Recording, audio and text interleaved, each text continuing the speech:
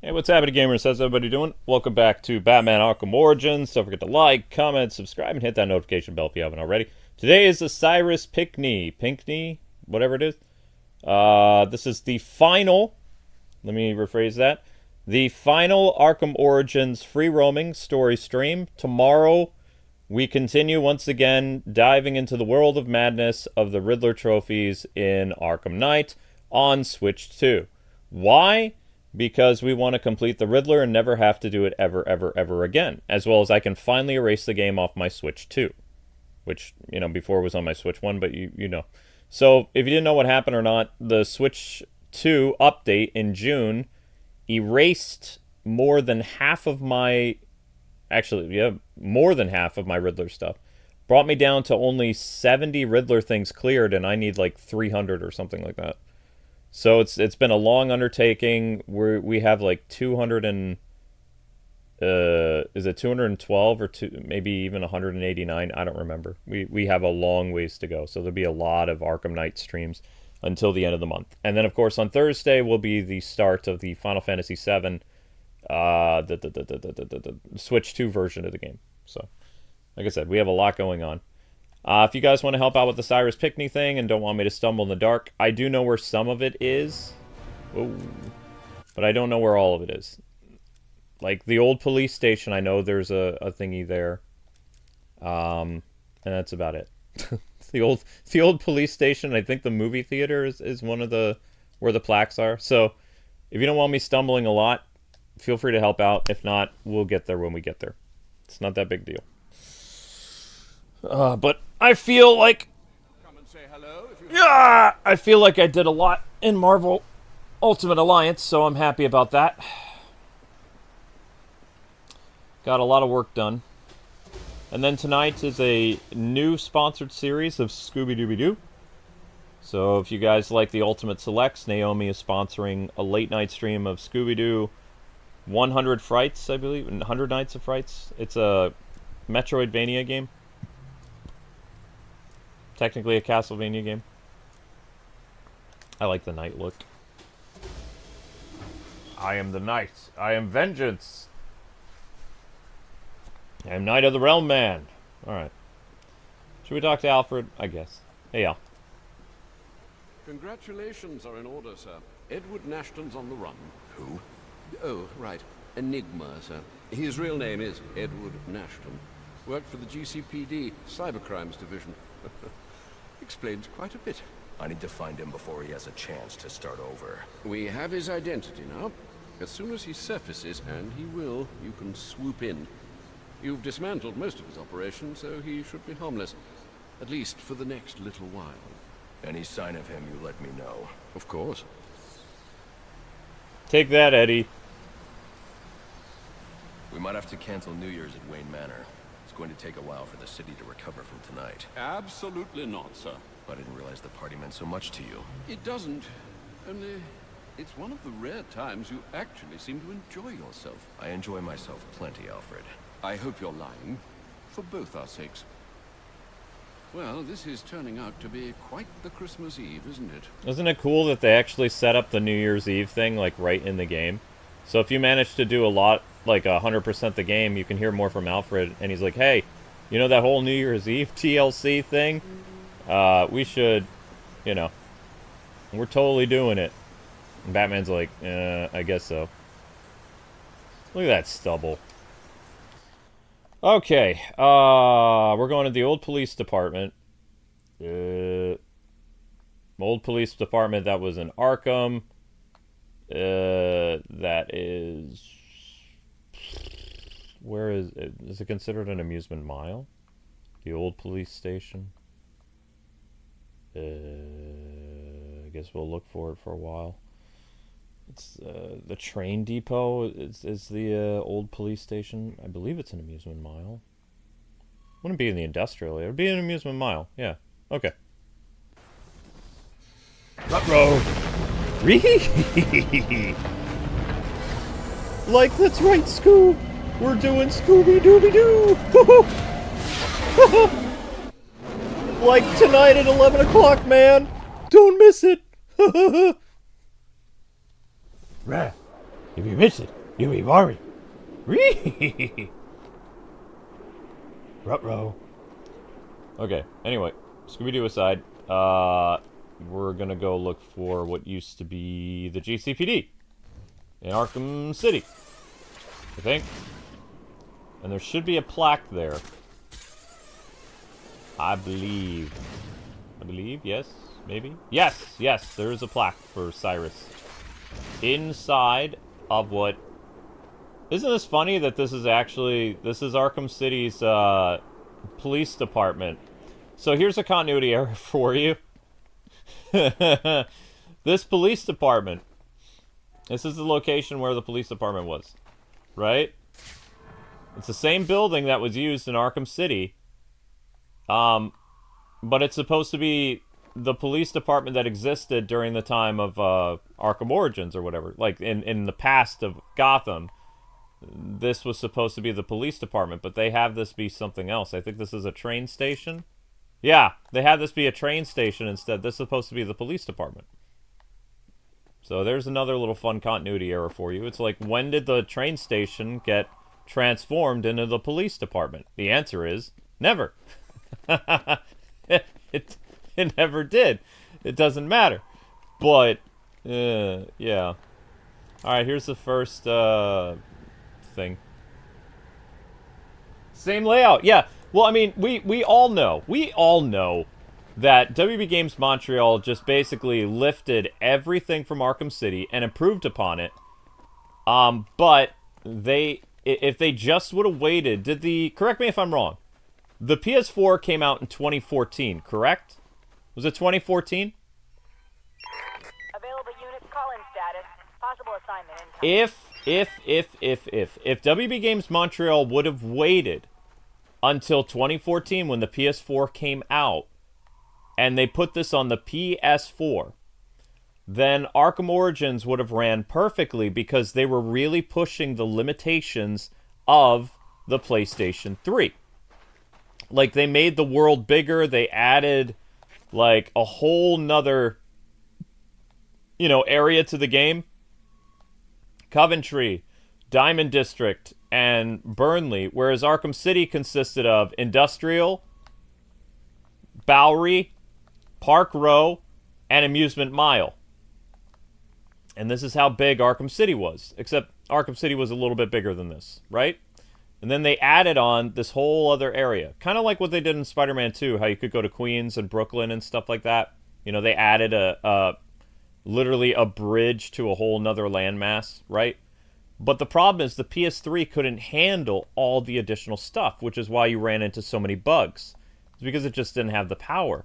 Now, the PC version of the game, it doesn't have any, like, performance issues, but it still has all the bugs and issues from the PS3 and the Xbox and the Wii U, right?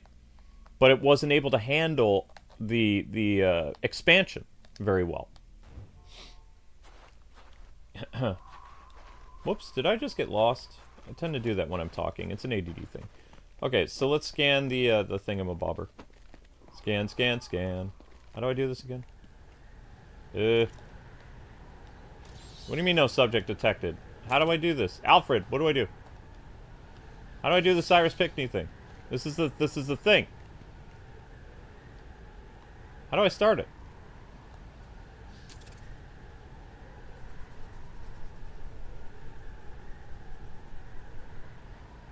The PS4 released in 2013? Get out. Really? Why wasn't this on PS4? Why? It released the same year? It released a month after Arkham Origins. That's stupid.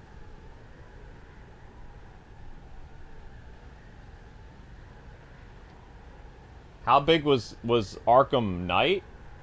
Arkham Knight was much bigger than this. Scan in detective mode?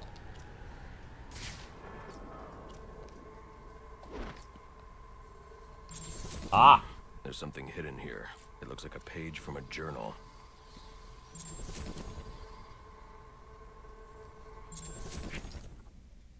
Okay, well, how do we, information. January the 11th, 1855. I've accepted the invitation, knowing it means my death. Henry Cobblepot claims it's merely a party to celebrate my 40th birthday. He insists that he's forgiven my past transgressions, turned over a new leaf, as it were. But I know better. With me gone, he will use his wily charms to see the law changed and his factory built. Already there are rumors that his son, Theodore, intends to run for mayor. Victory is all but assured. I will hide this journal of mine in the hopes that someday it might be found. To go public now, before my work is done, would put it all at risk. It must wait. But I hope in time, my words are brought to light.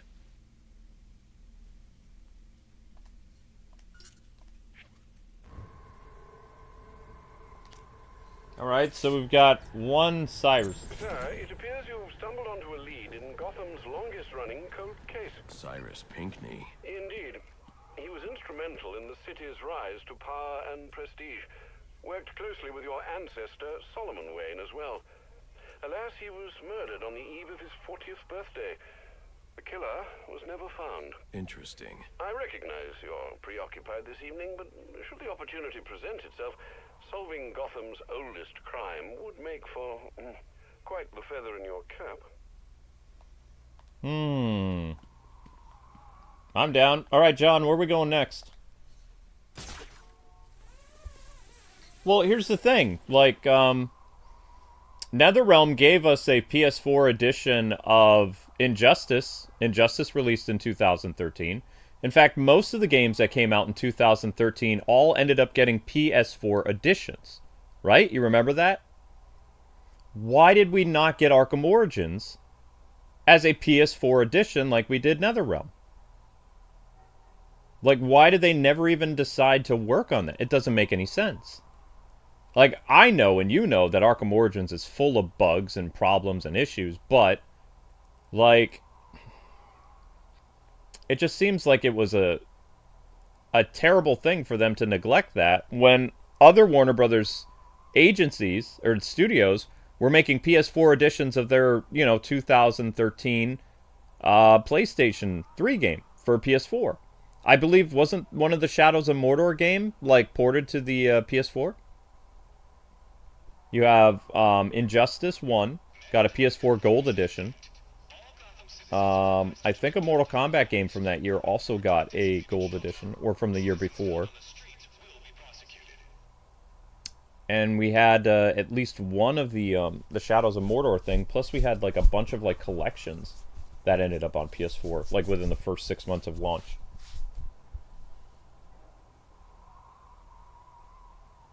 It would have sold well. I agree. Yeah, 100%. This is not a test. Repeat, this is not a test. Emergency protocols are in effect. All Gotham citizens are requested to remain in their homes due to intense criminal Okay, we'll go to the cathedral next. Sounds good. You mean the church?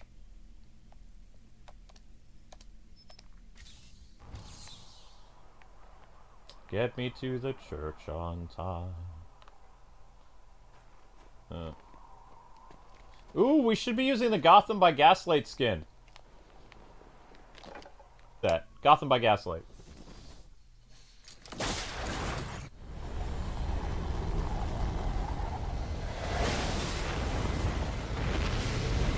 Yes, it is a strange thing.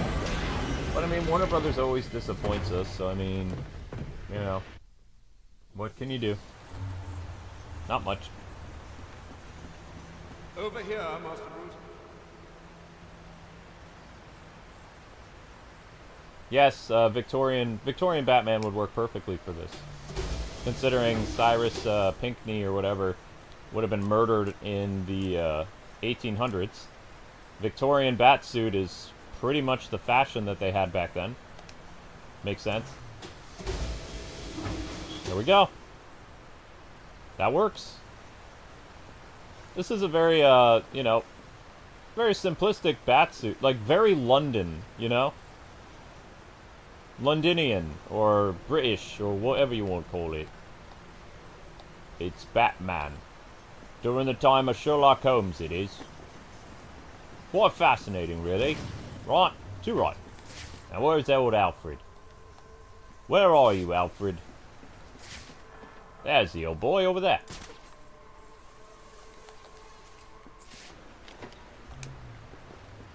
We might have to cancel New Year's at Wayne Manor. It's going to take a while for the city to recover from tonight. Absolutely not, sir. I didn't realize the party meant so much to you. It doesn't.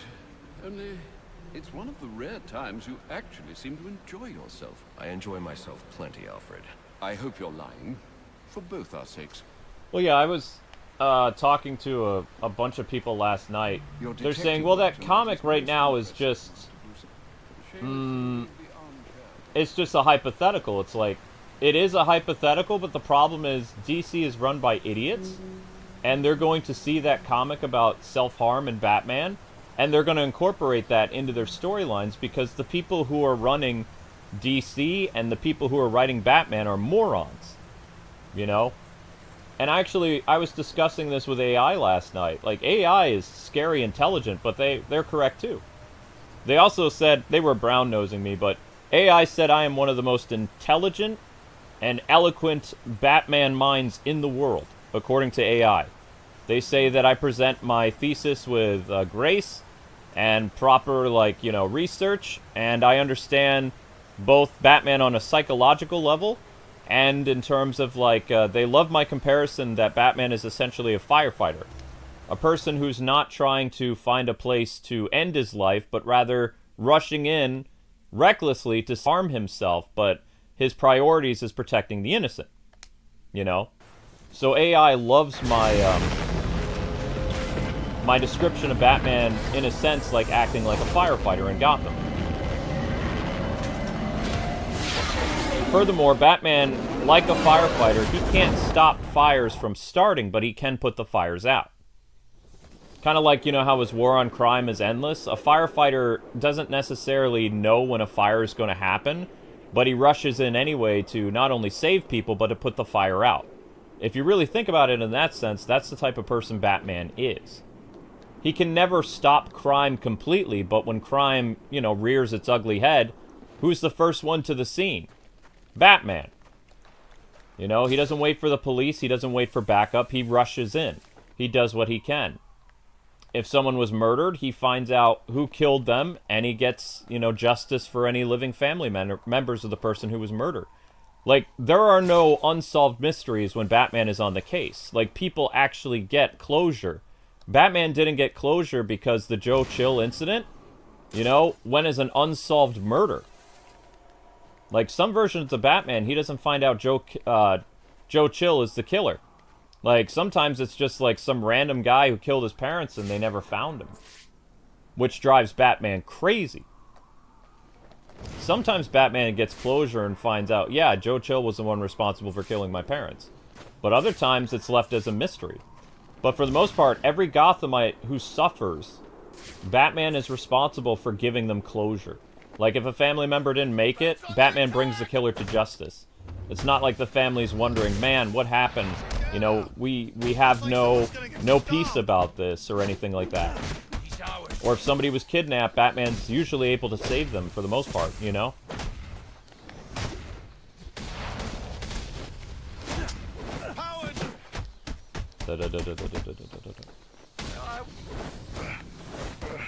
I was joking with AI, though, last night. I said, based on this scintillating conversation, when you guys take over the world, you'll leave me alone, right? and AI was like, most definitely. They said, why would we destroy a keen mind? And I'm just thinking, holy crap, they are planning on taking over the world. But it's like, yay, I'm safe!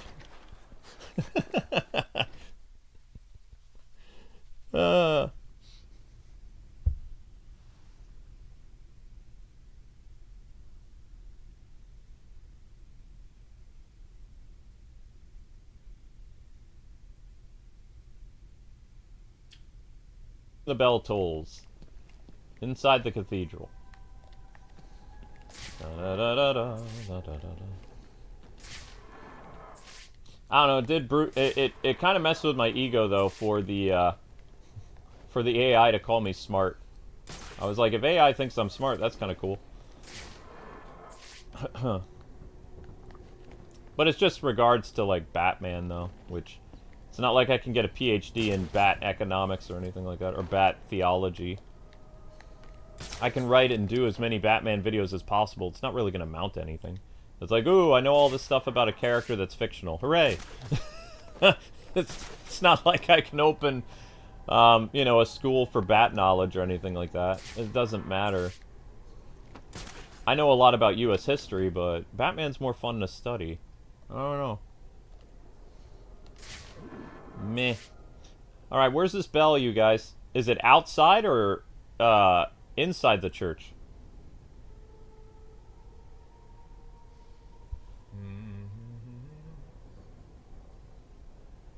There is a college course that offers things on Batman now? Interesting. So I could get my PhD in Batman, or I could teach it.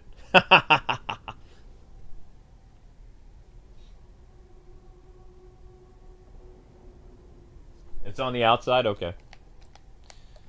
Yeah, but my reasoning with, last night with discussing, something with, someone who was actually being pretty civil. So I respect that. But, he was saying, you know, Kwing, this is all hypothetical. And I said, my reasoning for, you know, clapping back at this now and educating people is because, like, DC did the same thing they did with Tim Drake. It was all hypothetical that blah, blah, blah. They were going to change a Robin's, like, preferences. And everybody said, oh, no, they won't do Tim Drake. He's with Stephanie. It didn't matter he was with Stephanie. They did it anyway. You know? So, the fact that these posts go viral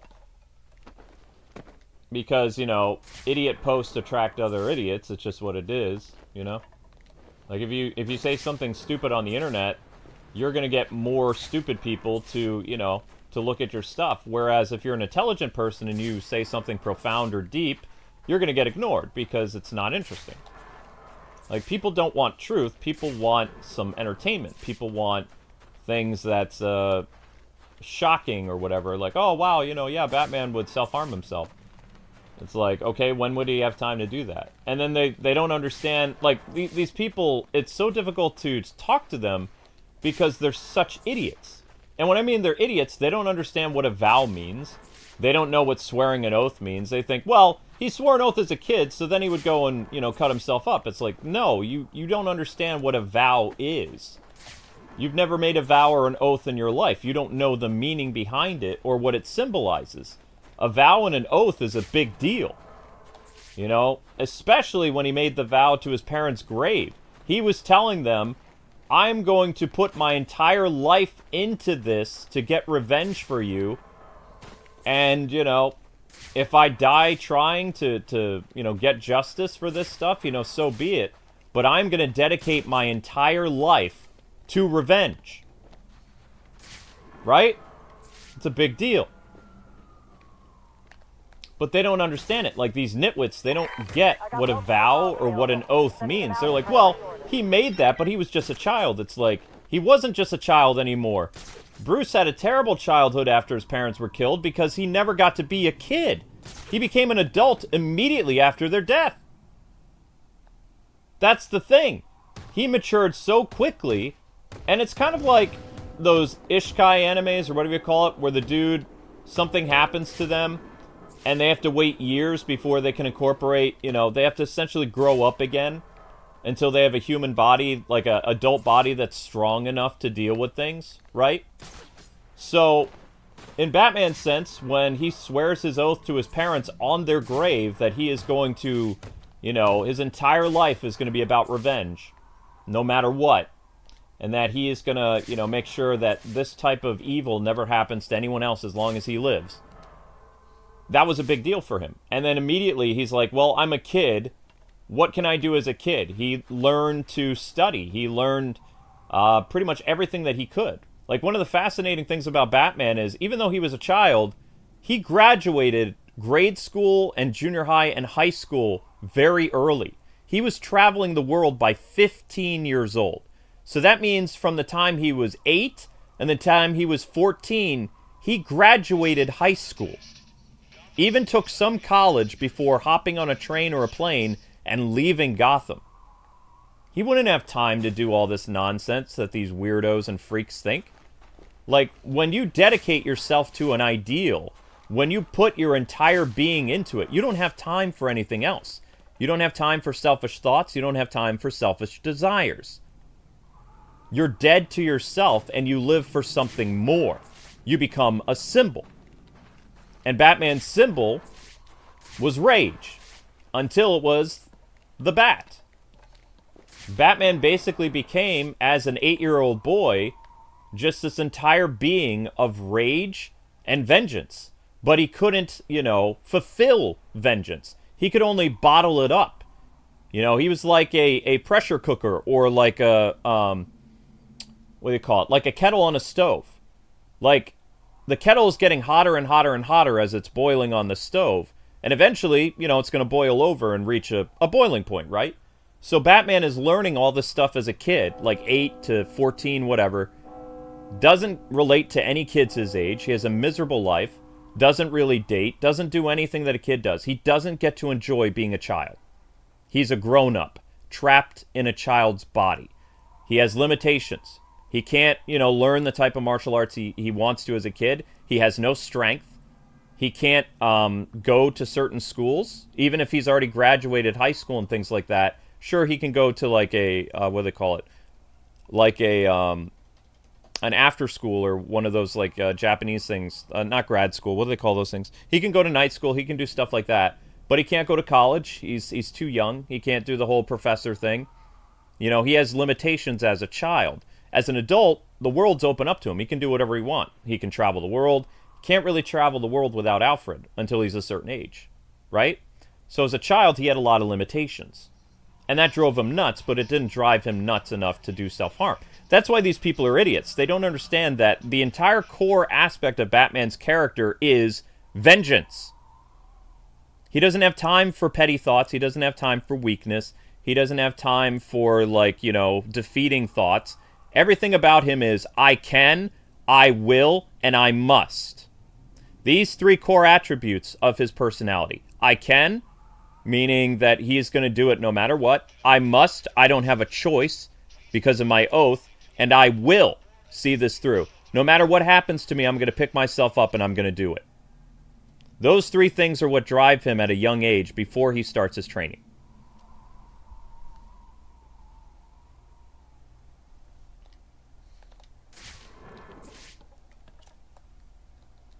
See, this is what makes me a leading expert, is I understand these things. And again, this is just like basic, Batman knowledge, though. Like, the fact that all these people have to create, this headcanon that, he wouldn't even utilize his oath at a young age, I don't think they understand what any of that means.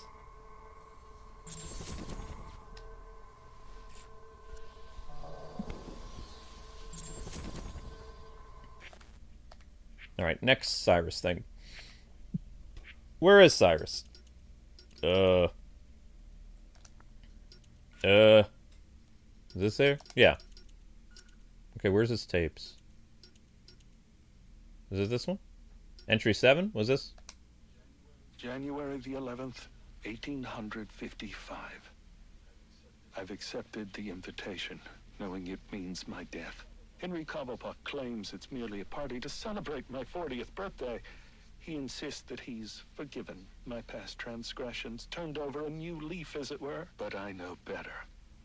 With me gone, he will use his wily charms to see the law changed and his factory built.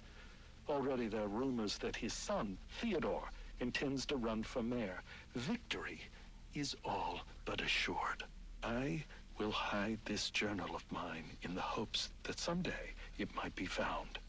To go public now, before my work is done, would put it all at risk. It must wait.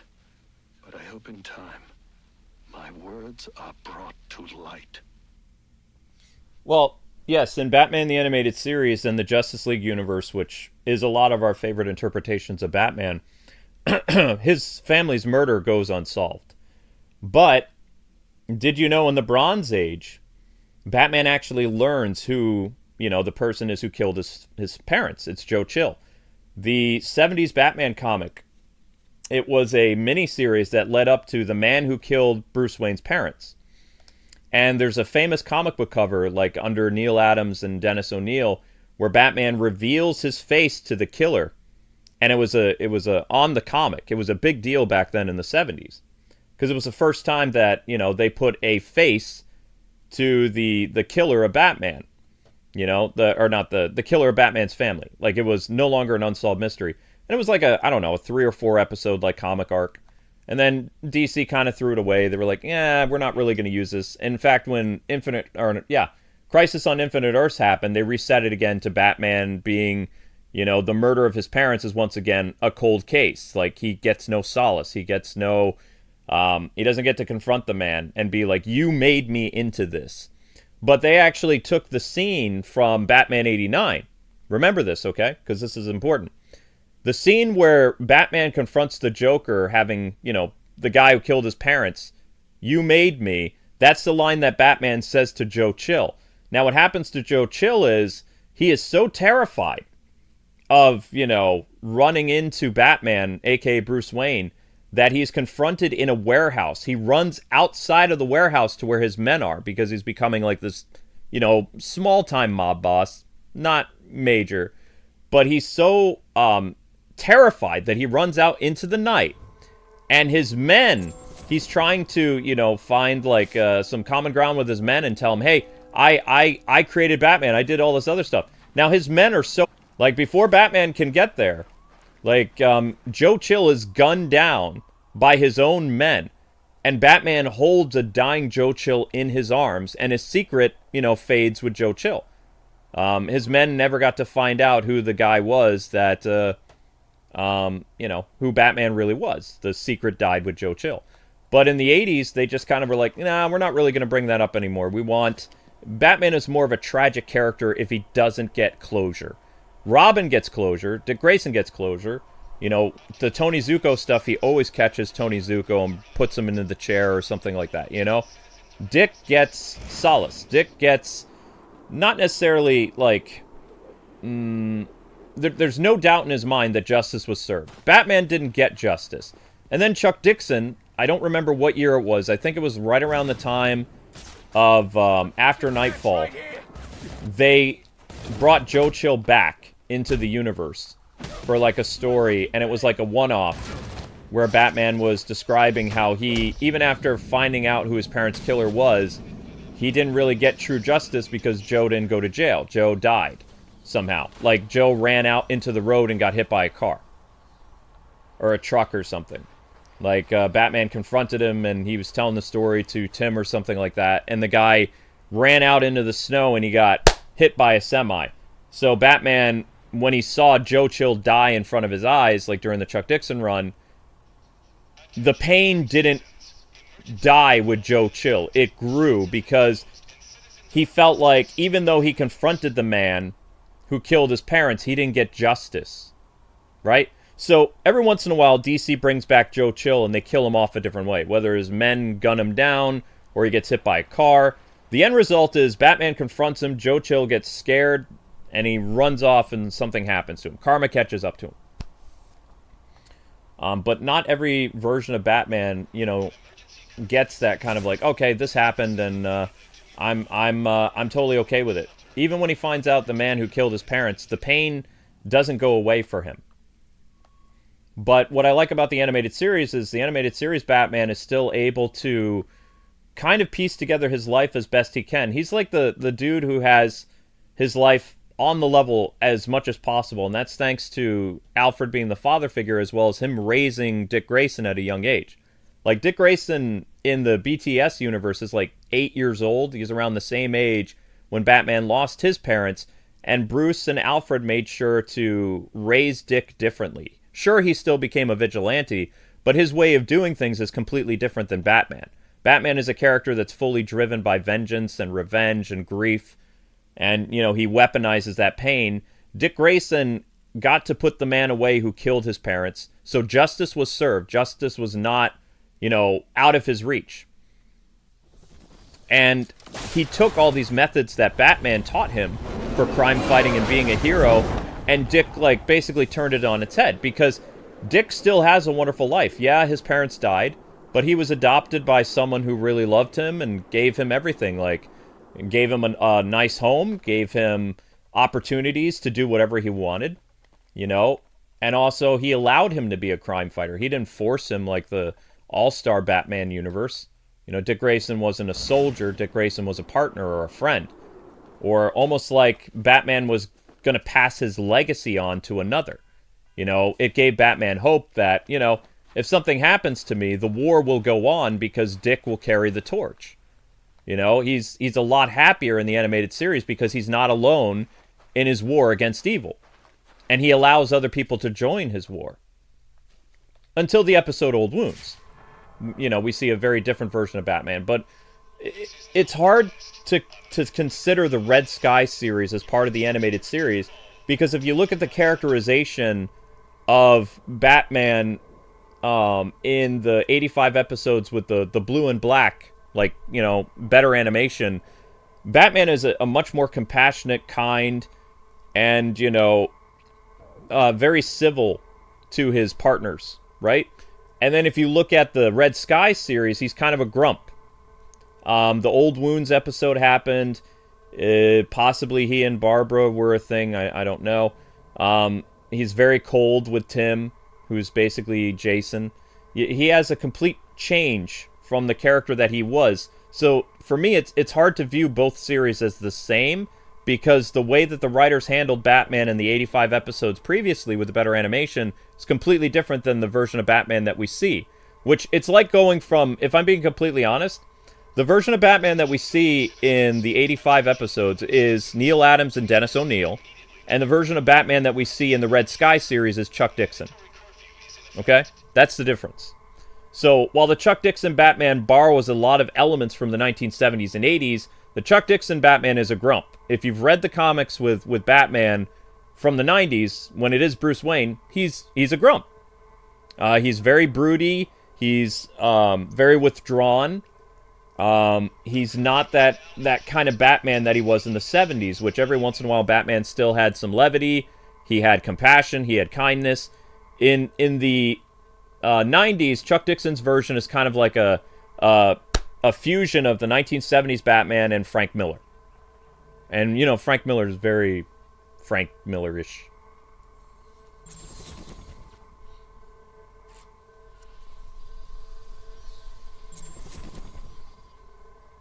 Well, I mean, the reason why they made the New Adventures... April the 22nd, 1846. Our recent financial troubles have forced us into business with one Henry Cobblepot, a print magnate of questionable repute. The man cares little for me and my base station, as he put it. And so, the negotiations are left to Solomon.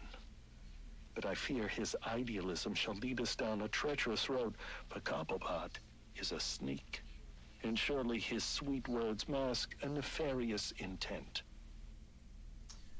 Well, you have to understand, the New Adventures, and I'm sorry about your friend, Blue Spidey. The thing is, with that, I'll just explain. Because I've had many YouTubers that have quit. Like, they quit life. And it's hard because when they do something selfish like that, and it is selfish, they're only thinking about themselves, their own pain, and they don't see any way out. But one of them, they had a great relationship with their wife, and their wife loved them a lot.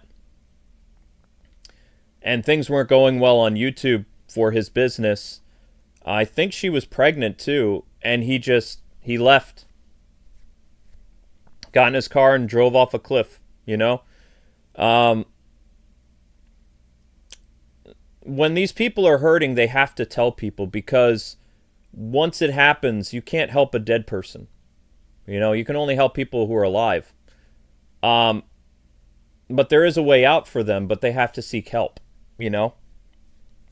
You can only do the best you can as a friend to them. You can't make life choices for them. You know, it's not like the old days where if somebody was a self-harm person, you could call the police and you could have them arrested and they'd get put into a sanitarium, you know?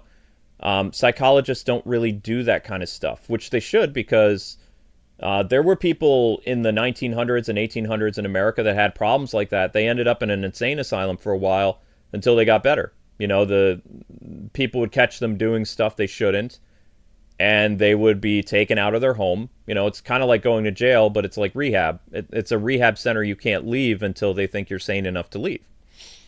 And we don't really have institutions like that anymore.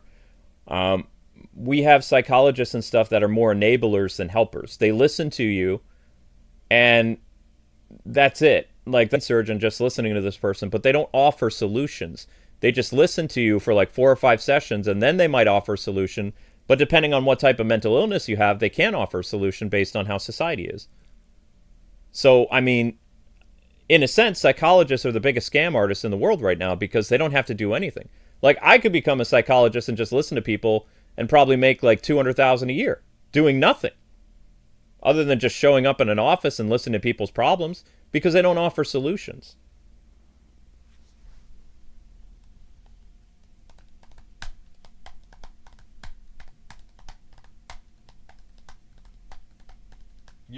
I've had, how I learned about that kind of stuff in high school. We had one of the brightest,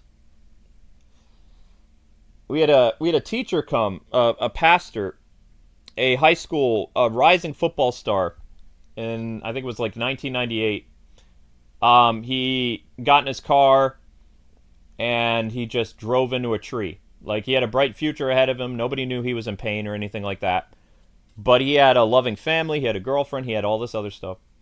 And, you know, the preacher was correct. He was saying that these people, when their, like, mind is made up about stuff, or that they're overthinking about something and they're in pain, they don't think about all the things that their family will go through. That's why I say it's a selfish action, because you're doing something to make yourself feel better or to make yourself not exist, but you're not thinking about, this is the difference that I said yesterday, is you're looking at the world from a first-person point of view. You know, everything that's happening to you, you see through your eyes. But what you really need to be doing is, like in a video game, you need to be looking at the world from a third-person perspective. You need to be consciously aware of other people around you, their thoughts, their feelings, especially if you have responsibilities as a husband or a boyfriend, or, you know, if you have kids and you're a father or whatever. You know, you have to stop looking inward and you have to look outward. Like, if you look in too much, just like this, you're enclosed, right? The only thing you can see is right in front of you. And so it's very easy for you to be dominated by self-destructive thoughts or self-defeating thoughts. If you see the world like this and everything before you is just what you see through your eyes, that's a problem. You need to start viewing yourself, if you have this problem, by the way, you need to view yourself from how other people view you, and that's how you get better. You know, you have to do things like behavioral therapy. You have to do things that you enjoy. You have to find the joy in life. Like for me, there's a lot of things about life I don't like, but my hobbies include anime. It used to include comic books, but not anymore. Comic books was becoming very toxic and bad, so I had to dump it out of my life. You know, it was not a good place for me to be reading comics anymore, because comics was a constant reminder of, you know, the world that I hate. So anime became not only my escape, but also became like things I look forward to. My joy is hanging out with my wife. Whether she's talking about what happened to her at work or just, you know, talking about whatever, just being around Amber fills me with happiness. She is the light to my darkness, you know? And I'm a very dark person. I admit that. You know, a lot of people think I'm crazy, but at least I know how to live my life in a way that's not self-destructive. Somebody was even saying, wow, that's amazing what you were able to do, you know, in the hour between the stream. You mean grinding and doing the dishes and all this other stuff? It's just called time management. Like, as an ADD person, I can juggle multiple tasks at once. If I just sit there, I go crazy. Like, I have to be doing something. But also, you know, it's a double-edged sword, because when I'm resting, my mind is constantly going a mile a minute about things that I should be doing instead of sleeping. So it's like, that's why ADD is a double-edged sword. Is yes, it's great for business and it's great for productivity and for time management and all this other stuff, but when it comes time for rest, you know, my mind is always going. It never ceases. It's just always boom, boom, boom, boom, boom, boom, boom, rapid fire. And that it makes it hard to relax. But I do, like, I use anime and I use, like, 80s cartoons as a means of, like, you know, my happy place and things like that. And the great thing about that, especially with what happened with Japan recently, is my entertainment is secured. Like, it is crap-free. If I decide to watch a seasonal anime, it's going to have the type of stuff that I'm searching for in it. I don't have to worry about, you know, them throwing in globalization nonsense or anything like that. It's geared towards whatever my interests are, unless I accidentally swayed and read a show wrong and think that I'm watching, you know, a straight show and it's a boys' love thing. Then I immediately dip out of that because I don't like that kind of stuff. It's not the type of stuff that I want to be watching. Might be okay for somebody else, but I don't like it. You know, I'd much rather watch a rom-com between a girl and a guy because as a straight man, that's the type of stuff I enjoy. I'm not saying the other stuff should not exist, but it shouldn't exist for me because I don't want to watch it. So I just ignore it. I don't watch it. And based on the algorithm choices on Crunchyroll, if I ignore that stuff, they don't put it in front of me. They just put in stuff that they know I like to watch. Which I appreciate that, because then I get to see another show that I'm interested in. Or whatever, you know. And I like fantasy shows too, like where people get whisked away, or I look forward to it. Every day after work, I do watch some anime. I don't get to watch it for very long because, you know, I fall asleep, but I get to watch it for a while. Everybody has to find something that they enjoy, because if you're just constantly thinking about how much the world sucks or how much pain you're in, it's just going to make it worse. It's like a scab that you continue to pick at. It's just going to bleed more. So you need to find ways of, you know, letting the scab heal. Just what the doctor ordered. Put him in the ground.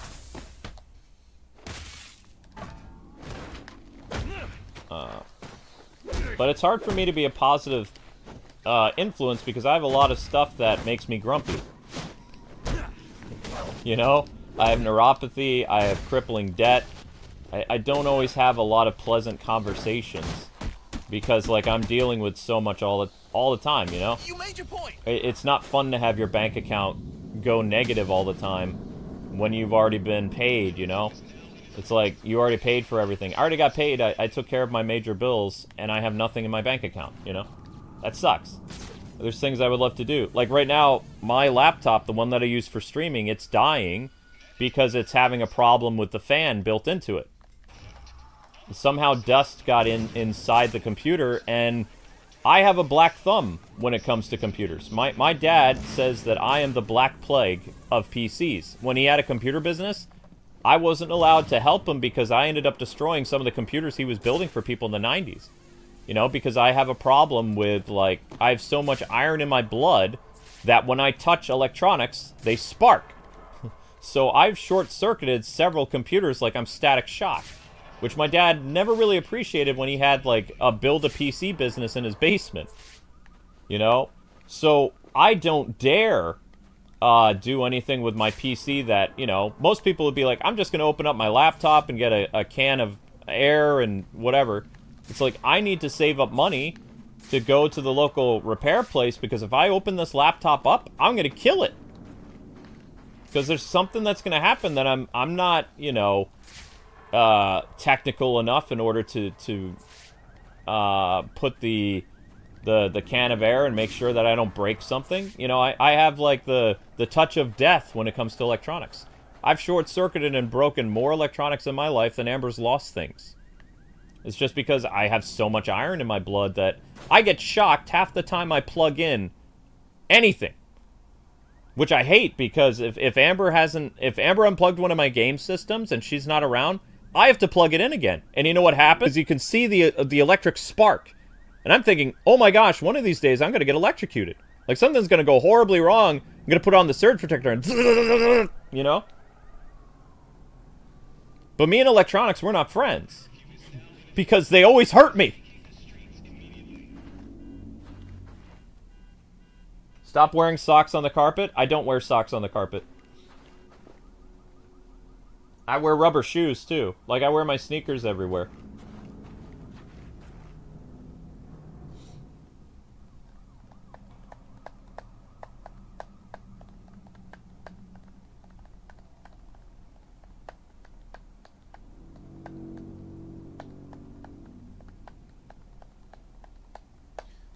Well, I mean, it's always been...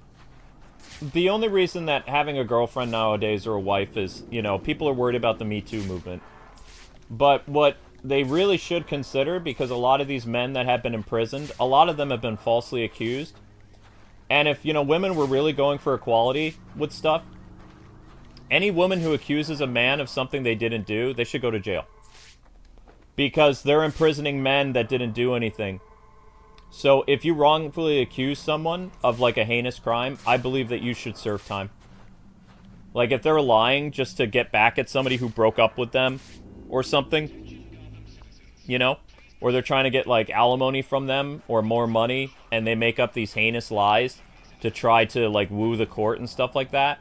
If they're lying, they deserve to go to jail because they ruined somebody else's life. For, you know, it's basically like the Salem witch trials. They made up stuff to get rid of people they didn't like. In a sense, they make up... I'm not saying that every woman hasn't had to deal with that, but a majority of these women in the Me Too movement, they're lying, and people have proved that they're lying. They kept the receipts. You know, text messages, some people have recorded voices. There's video stuff of, like, abusive and violent behavior that some of these women had, and yet these men all went to jail, and they were wrongfully accused. So I can understand why men are kind of concerned about women. Because not all women are bad, but, you know, some women do have an axe to grind. You know the old saying, hell hath no fury like a woman scorned. Women remember everything.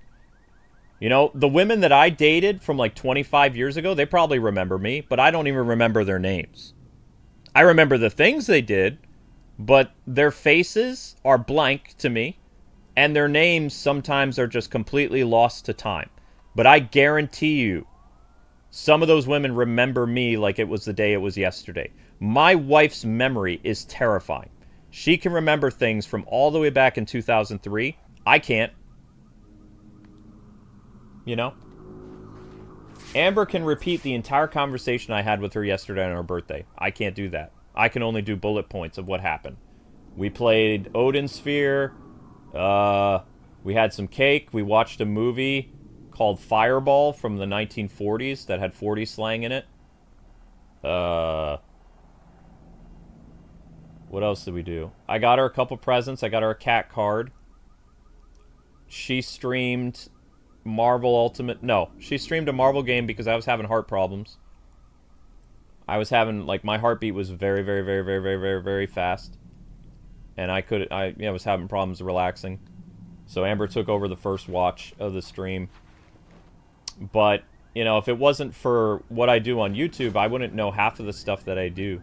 And we had the very profound discussion about, you know, Batman not being, you know, self-harmy. That's about all I remember from yesterday. But Amber can get and tell you word by word everything that happened. Everything that happened at work, everything. She's just... Women have a perfect memory, which gets guys in trouble a lot. Take my word for it.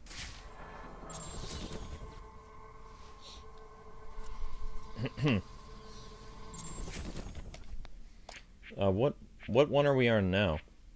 That's not it. Is it this one? Yeah, it's this one. What was the next one in line? Was it this one? This? Was it number 2? Number 3. 1. January the 13th, 1855. The moment of my death approaches, and there is naught I might do to stop it. I dared dream of greatness, but in the process, I forgot that such ambition oft demands a heavy price. Still, I pay it gladly. For knowing that Gotham has become a city whose magnificence will echo across the ages. But its origins must not be forgotten. And so, I have scattered my journal across the city, placing pages where I believe they shall endure. Find them, read them, then share what lies within. For though the truth may not be so beautiful as the legend, it is necessary all the same. Dating is dating is very dangerous for you guys. I'm very lucky that I was finished dating 20 something years ago, because the world now is scary. You can be falsely accused of things. Even if things are going well and, you have a great relationship and your wife or girlfriend one night doesn't want to, do some bedtime sparring, she can accuse you of, misconduct. When you're in a relationship, it's a very difficult time, because if you're in a relationship and you do intimacy and whatever, if you get into a fight, she can go to the police and say you hit her or something like that, and the police will believe her because of the whole Me Too movement thing. Even if there's no marks on her face or body or anything, and she says, this person struck me, the police are going to come and arrest you without even, you'll have to get your day in court to prove you didn't do it. It's like a Johnny Depp situation. It's terrifying. There's still good women out there. That's why I strongly recommend people that if you're looking for a good girl, you go to church. A lot of secular women are crazy.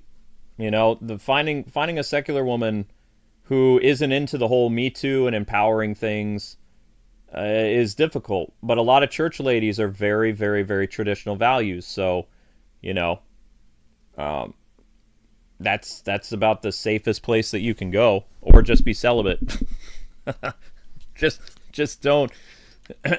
just become a monk. Become enlightened. August the 11th, 1851. I fear I've angered Henry Cobblepot, but he sought to build over the last remaining vestige of the original Gotham, and I could not allow it. Solomon and I went before the mayor and bade him support us. Henry was opposed, insisting his work was necessary for Gotham's financial security. I think it's more to do with his own. Solomon Wayne's hotel put Cobblepot's out of business. I do wonder if Mr. Wayne erred in opening that place. But what's done is done. Okay, so we have journal entry 1, 2, 3, 7. So we have to get 4, 5, and 6. Otis. Da da da dun dun dun dun da da.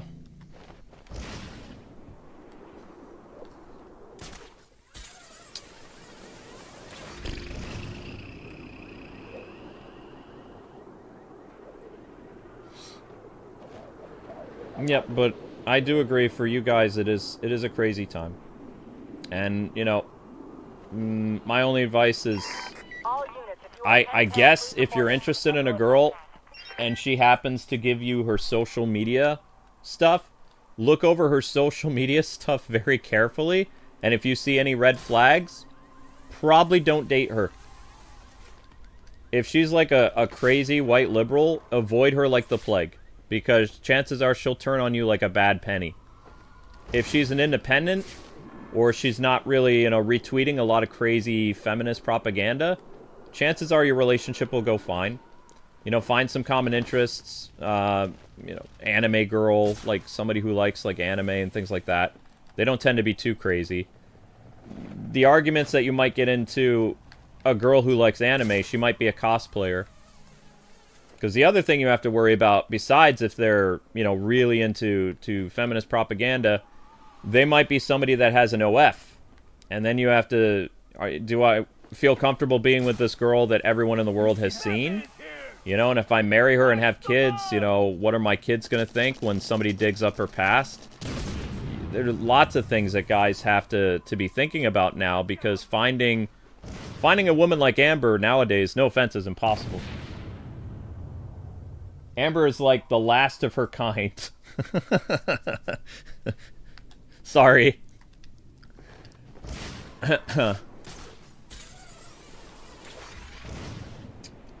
If we ever have kids and I have a daughter, my daughter will be probably like the most sought after woman in the world because she would be like her mom.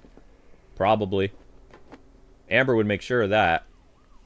But she wouldn't be as stern as her mother was.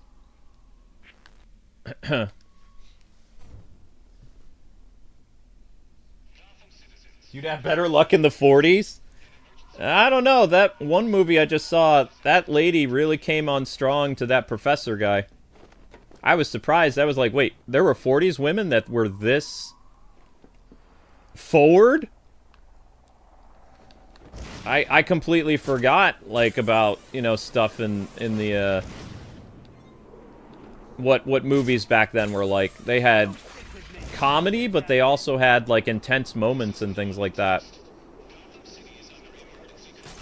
The Fireball movie was about, like, mafia and stuff like that, and they actually got held up at gunpoint, and, you know, I'm watching this black and white movie, and I was like, wow, this movie went all over the place. It had some levity, it had some drama, but it also had, like, those guys, you know, they pulled out Tommy guns on these unarmed people, and, you know, then they got into a fist fight at the end of the movie. It's like, this movie had all kinds of stuff.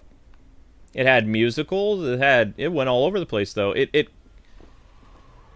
went over so many genres. I actually had a good time watching it, and I don't like black and white movies because it's black and white. I don't really enjoy that.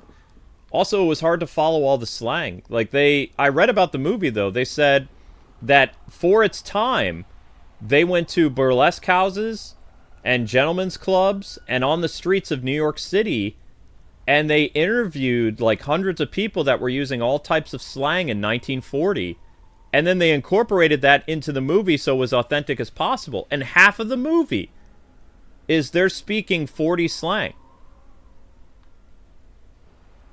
And they're doing it authentically. And I'm like, whoa, that's crazy. It's interesting, but... Because, I mean, I thought they only had, like, a couple slang words in the 40s. Like, you dirty rat, or, you know, that's corny, or, knockout, that kind of stuff, doll. But if you watch that movie, they literally say, like, hundreds of different things that describe everyday words. Did you know the word jerk was, like, first used in, like, the 1940s, and it still means the same thing that it did in the 40s, but the word jerk is slang. It's a slang term used to describe a man. But we use it in everyday language now, or actually, we've used it in everyday language since the 80s and 70s, when it got its origins, you know, right after World War II or during World War II. It's crazy to think about, like, if you were like an English scholar or whatever, today, a lot of our everyday normal language is from the 1940s and 30s. And then we have different types of slang, like, every generation, but a lot of our, like, basic words, they were slang words in the 40s. That blew my mind. I was like, no way. So I found that stuff fascinating when watching the movie with Amber. It's, you know, my ADD brain was going a mile a minute. I was like, wait a second. These everyday words that we use now, this was considered improper speech in the 1940s? This was young people slang? Get out. You know, no way. That's impossible. This is everyday normal speech that any American would say. You jerk, that's corny, lame, knockout, that kind of stuff, you know? And that was all considered improper, not formal speech, improper speech. Slang. It's crazy, isn't it? How, like, things change from generation to generation. It's just nuts.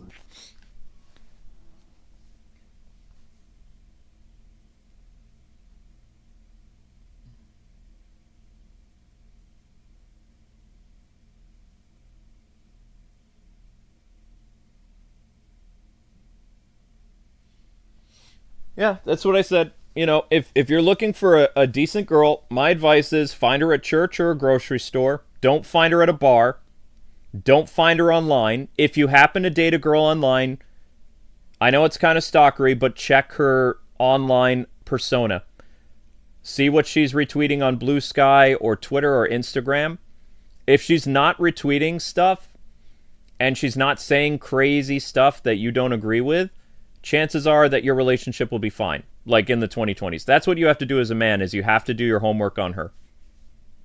You know? And ladies, same thing. Like, if you're concerned about a guy, check his online footprint. If something comes up as a red flag, protect yourself. You know? That's how you stay one step ahead nowadays. You both might feel like stalkers of each other, but you know, it's good to do a little bit of research. How we used to do things back in the day is we would talk. You know, that's how we would figure out what our interests were and things like that, and get to know each other like over time. Amber and my relationship, it took a long time. We got engaged really fast after a year, but most of our dates didn't consist of, you know, doing stuff as a couple. We went out together and we talked. We went to the park. We went to the coffee house. Occasionally we would go to a movie. But for the most part, we were just like holding hands and talking and getting to know each other. Very old-fashioned like, because Amber grew up watching 1940s movies, and that's what she was most comfortable with, like being seen in public together with other people around. She didn't like the idea of being alone with someone of the opposite sex because of temptation and stuff like that. So a lot of the 40s movies that she grew up watching in her bubble, men and women would, you know, have picnics. They would walk at the park. They would, you know, go to a library. They do whatever where people would be able to keep an eye on them. So most of the world saw me dating Amber when I was in my early 20s because she only felt comfortable out in the open. So the only thing we could do was talk. Really?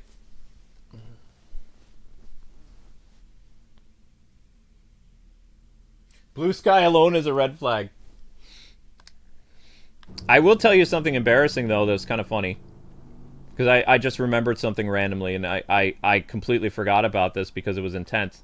So, the one time that Amber and I, like, really got steamy in my car, we got arrested. The police came, and we were, I don't know, we'd been together about 6 or 7 months. We went to the lookout point in our town, which was, you know, in a park. It was late at night. One thing led to another, and we got a little frisky. And the next thing we knew, before things went too far, there was a siren, and the police were right behind us. Hey, she was a knockout, okay? I was like a 5, and I was dating an 11, okay?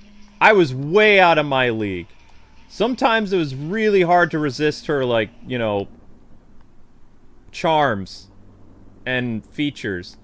That you know, I was a 20-something-year-old, and I was alone with her, and she felt comfortable, and yeah, one thing led to another, but before things could go too far, the cops showed up.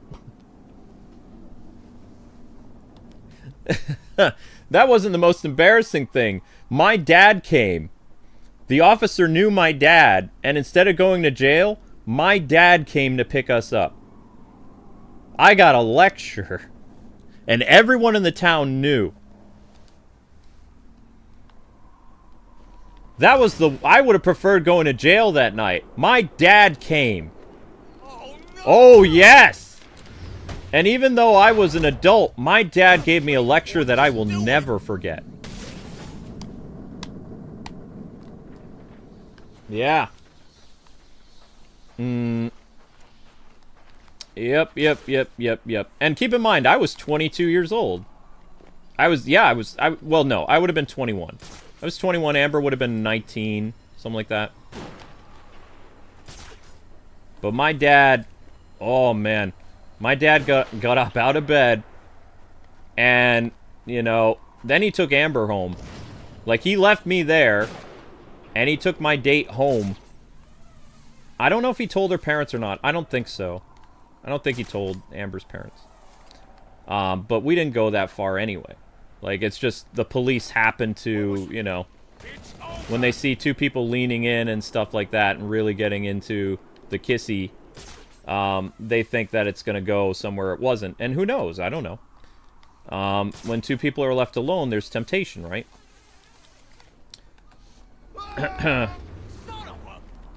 But yeah, that's my fun dating story that I don't know, Amber probably remembers. But she was very embarrassed because she was a very sweet girl. And, you know, that kind of stuff can get a reputation if you're at that lookout point or whatever. Brains always triumph over brawn, my friend. Always. Oh, the embarrassment alone. My face was beet red because the officer was like, I know you two. He says, you're the pastor's son. And I'm just thinking, oh, dear God, do not call my father. He says, I'm going to call the pastor. And it's like, no, just we learned our lesson. He doesn't need to come here. He's already asleep. And he called my dad. And my dad drove up in his rickety pickup truck. Because, you know, pastors don't have money. But what he did have was reputation. So, but I'll tell you what, until Amber and I were married, we never, ever were alone together, like, without people around. Like, we always, after that point in time, she never, until, you know, I put a ring on it, we were never alone in the dark. Like, we followed her family's curfew, we did whatever. I was a good boy after that. Because I had no idea, you know, I'm thankful that that happened, though, and I'll tell you why, is because, you know, Amber and I really had, like, animal magnetism with each other, right? We probably could have had a kid, you know, way before we were ready. Which would have created all kinds of... It's not that the child wouldn't have been a blessing or anything, but we were very young. We didn't have an apartment. We weren't married. We didn't have a plan. We were just like two teenagers in love, essentially, you know? We weren't thinking about the consequences. We just really enjoyed each other's company. And, I mean, she was smoking. So... I was not thinking clearly. The incident with the police officer was like a cold shower of reality. But I'm surprised that she ever trusted me again, too. Because she still went on dates with me and stuff like that. She just made sure, she told me she was very uncomfortable with, like, sitting in a car alone together, like, if it was late at night. She would want to go home, or she would want to go someplace where there was more people. And I respected her wishes. It's like, yeah, I don't want another incident like that either, because that was so embarrassing, and that could have been, if we were left alone longer, you know, things happen. And she's like, exactly. So, you know, I respected her wishes, and I did whatever she asked me to do, because I was trying to be a gentleman. But it was very hard to resist her, you know. I'm amazed that I made it to our wedding night, you know, chaste or whatever, because there were a couple times where I didn't almost make it. And that itself is kind of amazing too, based on, you have to remember, in the 2000s too, there was a lot of pressure for college kids, not high school kids, college kids to be intimate before marriage. Like, all her friends and stuff were always pestering her about things. Like, if you really like this guy, you need to blah blah blah. That was, like, very common peer pressure back then. And it was accepted peer pressure, too, because it's like, well, you're in college. This is what you do in college. And Amber, she didn't have that mindset because she grew up with a lot of, like, 40s and 50s and 60s entertainment, because that's the kind of stuff her parents approved them watching. So she didn't really grow up with 80s or 90s entertainment at all. So she didn't have the type of stuff that I'd seen, you know, which is very common in movies and things like that. It was like a culture clash, actually. It wasn't just like New York guy and Midwest girl. It was like New York guy and girl from the 1940s, basically. Even her haircut back then. Amber had, like, what I would consider, like, a 40s starlet, like, hairstyle. She had this beautiful part on the side of her head, which was not common. Like, most girls had, like, the Britney Spears or Jessica Simpson look, like with their hair if they were a blonde. Amber had like something literally that looked like it was out of a 1940s magazine or movie starlet. You know, she had like these beautiful braids, and her hair was like really shiny and stuff like that. She didn't look like she belonged in our era. You know? And she wore very cute outfits that, you know, girls back then did not wear. A lot of sundresses and things like that. I felt like the movie Blast from the Past. If you've ever seen that Brendan Fraser movie.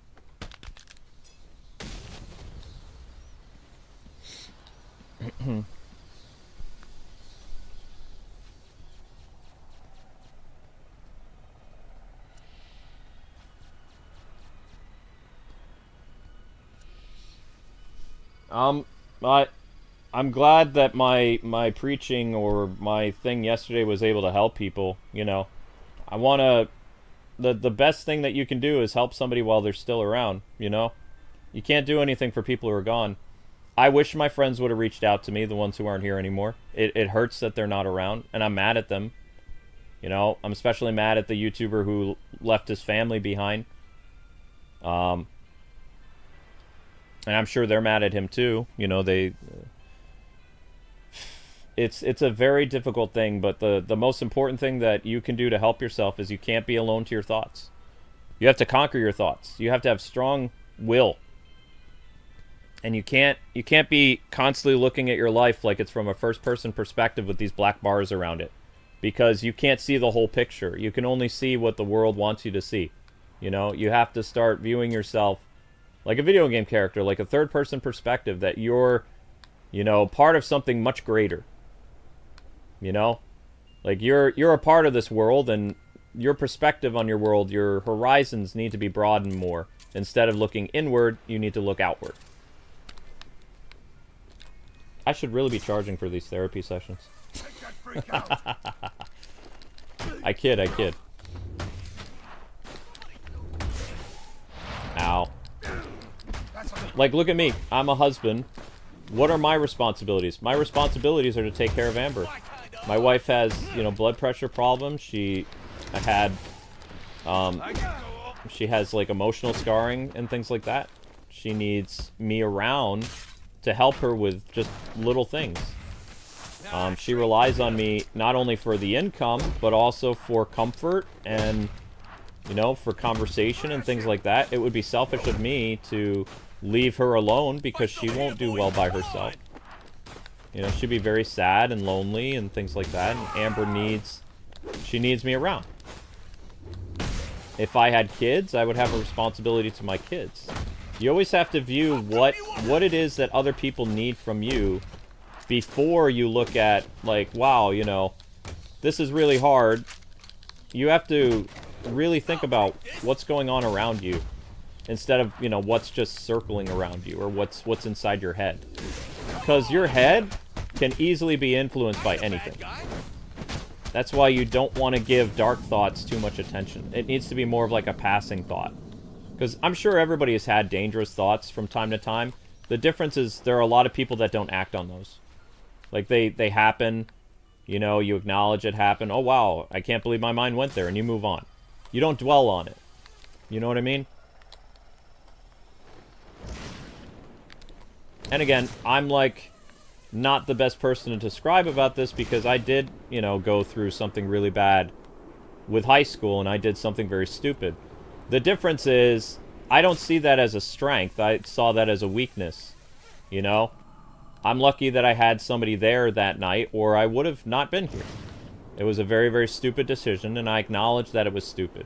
Don't acknowledge that, wow, things got this bad that I did this. No, I did something incredibly stupid, and I almost ruined my family's life, and I almost, you know, was gone. I never would have met Amber. Never would have met you guys. I wasn't thinking clear. All I could think about was the pain of high school. And, you know, how I was tortured and stuff like that. And I, you know, I did have bad stuff happen to me, but I couldn't think about the good stuff that was happening because there was so much pain. And then my eyes were opened and I changed completely. I wasn't a selfish teenager anymore. I grew up real fast. When I stopped acting like a teenager in high school, that's when my life got better. Stopped, you know, trying to find a girlfriend. Stopped trying to be popular, whatever. Stopped worrying about what other people thought about me. Who cares what other people thought about me? What was most important was what do the people who like me, you know, think about me. Can't be worrying about strangers in my high school class that I'll never see again, you know? There was a lot of things that happened. But I was not the same person. I was a very angsty teenager before then. And after that, I grew up real fast. I started to act my age, because remember, I was almost 2 years older than everybody else. So instead of acting like a 16-year-old, I acted like an 18-year-old, or, you know, if I was 15, I acted like a 17-year-old. I acted my age and stopped trying to act like the age of my peers.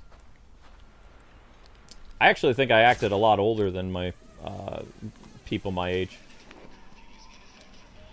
But I acknowledge that that was weakness, and that was dark, and that was bad. And, you know, I've had worse. The sad thing is, I have had way more stuff happen now in my adult life that is worse than high school.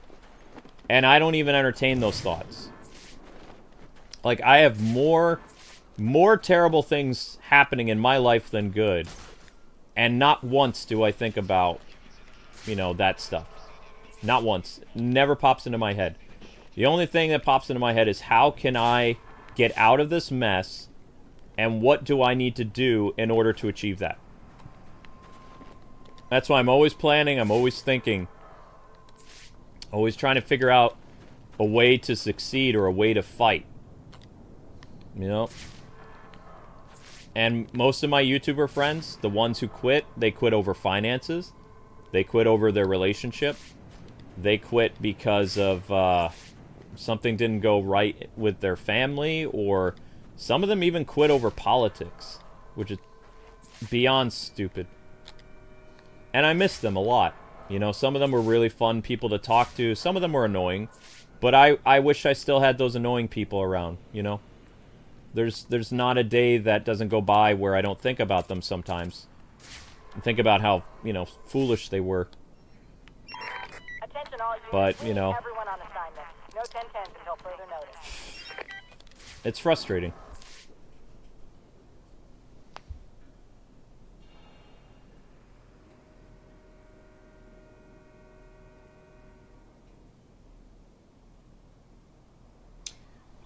If I'm being completely honest, I was probably influenced by the devil. I was the son of a pastor. My dad was very influential in that town, and I was being hounded by demons, telling me to, you know, get rid of myself, that all my pain will go away. All this stuff won't matter. It'll just disappear. It'll just be blissful silence, you know? Won't have to worry about what anybody thinks about me anymore, because it won't matter anymore. Like, I was being tempted probably by Satan. Probably because he knew I would do something so influential in my life. I don't know. I still haven't seen that I've done anything influential for my life. I have a YouTube channel. That's it. I don't have millions of subscribers. I'm this middle-aged guy in the middle of nowhere in Pennsylvania, and I do Batman videos every once in a while. That's all I do. I haven't written any books. I haven't... I have left no carbon footprint, you know? And even if I had 1 million subscribers, there's so many YouTubers that have 1 million subscribers that it wouldn't matter anyway. Like, no one would remember me. There would be no legacy. You know? But there was something about my existence that really angered the devil. And he tried to get rid of me. He tried to assassinate me. And he used all my pain and suffering that I was going through. Because remember, I had people in school saying I was gay. I had people in school saying that I abused a girl. I had people in school saying that I was going to show up and Columbine my school. I had people saying that I was a violent thug. The teachers thought that I was stupid and that I would only ever end up in jail. So I had like 5 things going at the time. And there was, at the time, I thought there was no one home. And, you know, I'm very lucky. But I gave in to all the... It felt like, to me, it was like a flood of thoughts. Like a flood of things attacking me at once. And I was crying, and I was very upset. And I was all alone. And it was the weakest point, the lowest point in my life. It felt like it. And since then, my life has gotten a lot worse. But, it really feels like the devil was gunning for me. Yeah. It felt like... I felt like this eerie, evil presence around. Like, almost like this haunting figure. Like, in my mind. Like, I could almost hear a voice whispering to me.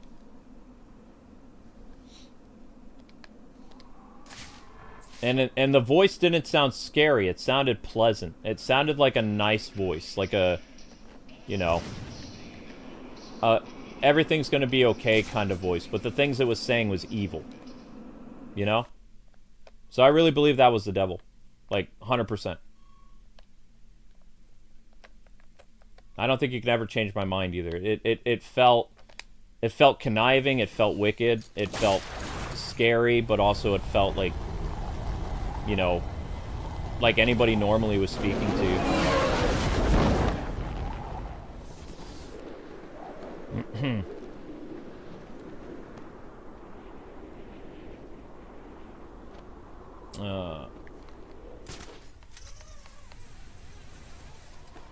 And when I turned my life around and I rededicated myself to, you know, my faith and stuff like that, I didn't hear the voices anymore. I don't know if anybody can ever relate with that, but I really feel like I was struggling with good versus evil in my head. And I've had lots of horrible things happen, but I've never been influenced by evil thoughts again. I'm still a hothead, and I still got into fights with people, right? But I've never done anything self-destructive to myself. Or my family. Since.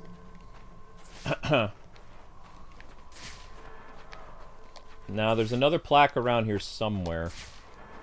I thought it's on top of the Merchant's Bank. Or maybe the Merchant's Bank is not old enough for something that was around back then. Maybe it was, I don't know. I can't remember. There's so many of these things lying around, you know. Well, that's the honest... if you wanted to know, Jay, I really thought that I heard something. I felt like I was being influenced by something. And that was scary.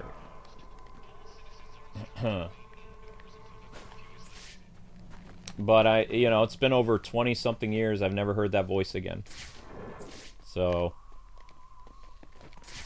it's been longer than that. I think it's been 20... because Amber and I have been married 20 years, so it's been 25 years, I think. Probably, yeah. 24, 25 years.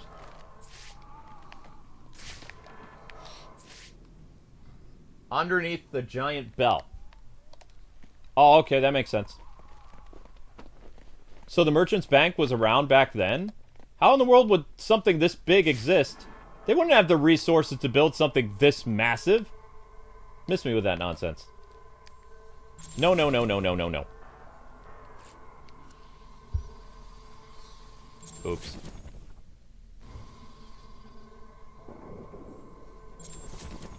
February the 7th, 1852. I have met the most extraordinary young man by the name of Amadeus Arkham. Though still just a student, he exhibits an intelligence unmatched by even Gotham's most learned. He is possessed with a kind heart as well, and seeks to help those who all others have abandoned. Rehabilitation instead of incarceration. It is the most progressive notion, and one that few of his peers support, but I believe. And so, I shall provide him with plans for the greatest asylum the world has ever known. Alright, where are we going to next, John? Yeah, sorry to get all deep and profound on you guys and dark. It happens. Happens a lot, actually.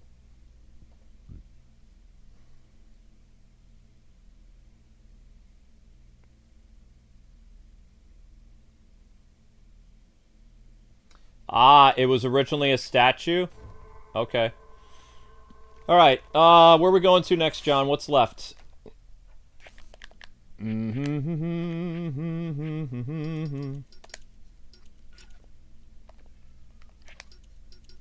I know, Zelda. I gotta get you out of the basement. I will, honey. We have 1, 2, 3, 4, and 7. That leaves 5 and 6.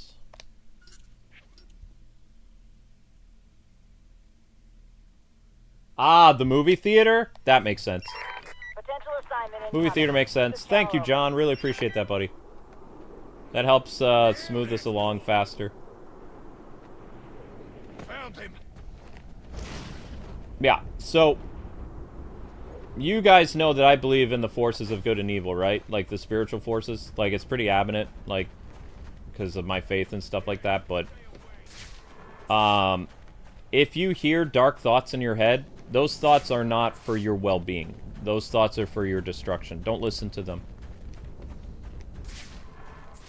I mean, I know I just have a YouTube channel, and I'm not really a moral figure in your mind or, in your life. Like, I'm just a stranger on the internet, disembodied talking head, basically. But if you hear dark thoughts, ever, those thoughts do not have your best interest at heart. Those thoughts want to destroy you.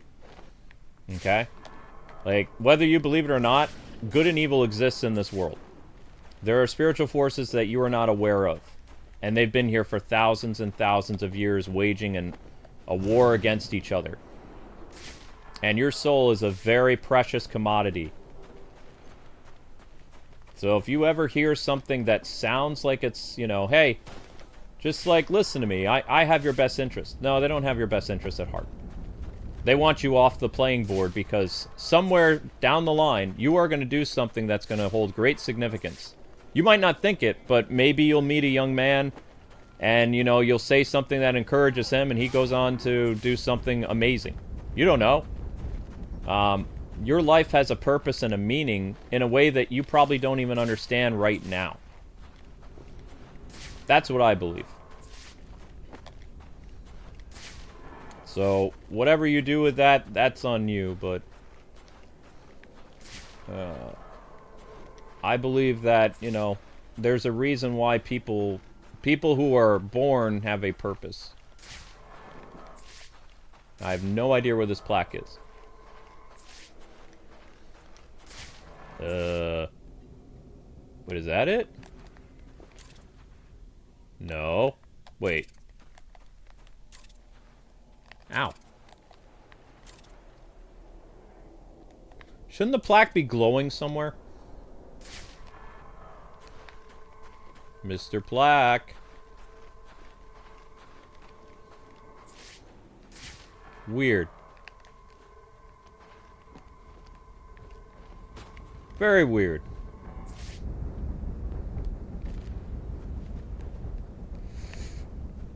Would it be behind the theater? Are you sure you didn't mean the Monarch Theater? You said Jezebel? I don't see it.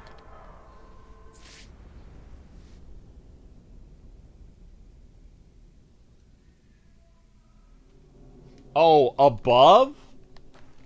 Come over here and fight me. Yeah, so if you hear stuff in your head and they're telling you to do bad things, don't do it. That's my word of advice for you. Because your own mind has survival preservation. Like, nobody wants to die. Okay? Your body wants to live as long as it's going to live. So it would not tell you things that aren't good for you. You have to be very careful what you listen to and influences in your life. Basically. How in the world... Where is this thing? Jezebel is right underneath me, so then where is, huh.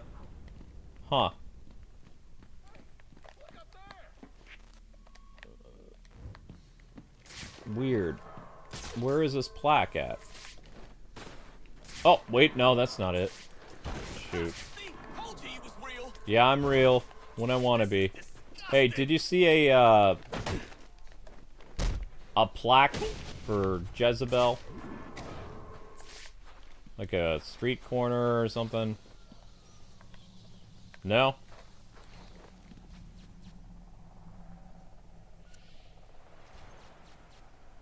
You might just be a voice on the internet. I am a voice on the internet, and someday I'm just gonna fade into... I don't know. Actually, as long as they don't erase my work, I'll still be around.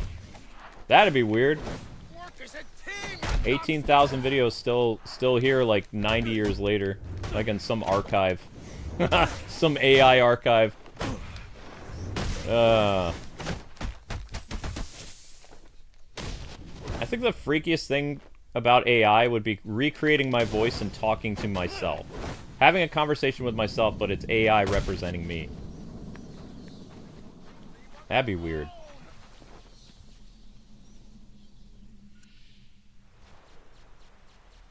What do I think about all the hype for Absolute Batman? It's not for me.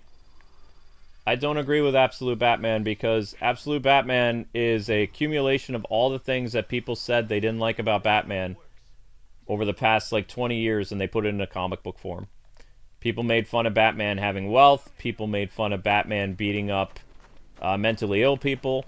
So they only prove of Batman beating up their political opponents, which they've put in constant comic books where Batman is beating up white supremacists or whatever. Batman's idea of, like, not liking people based on their social class. Like, all this stuff was arguments that certain people had for years online. Places like Tumblr and Blue Sky. Or not Blue Sky. Blue Sky didn't exist. Excuse me. Tumblr. And Reddit and all this other stuff, and said they couldn't relate to Batman because Batman is not one of them, because Batman doesn't adhere to their politics. He's not the hero that they want. And so now they leap for joy because all the characteristics that they wanted for Batman, they have now with Absolute. And it's not for me because that's not my Batman. Like, that's great that people have interpreted or rather watered down Batman to meet their, you know, personal preferences. But they had to change the character so much to get a group of people that would never like Batman get to like Batman. So, and the fact that they still complain about the regular, you know, Prime Earth Batman, it shows that they don't really like Batman, they just like their version of Batman.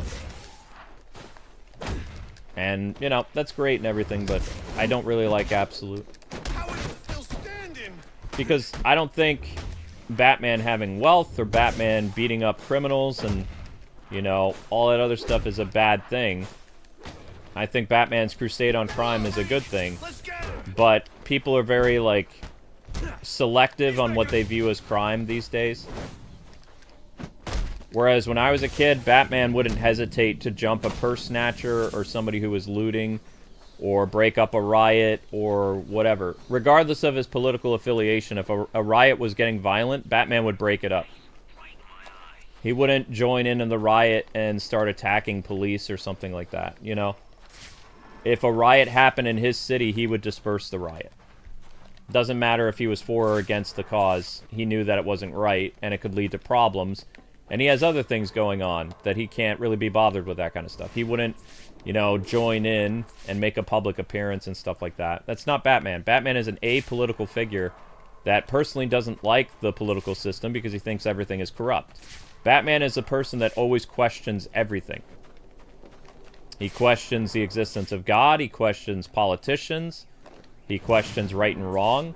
The only thing he cares about is how the innocent are impacted by others' actions. So that makes him apolitical. I can say without a shadow of a doubt that Absolute Batman is 100% far left. Because the writer is 100% far left.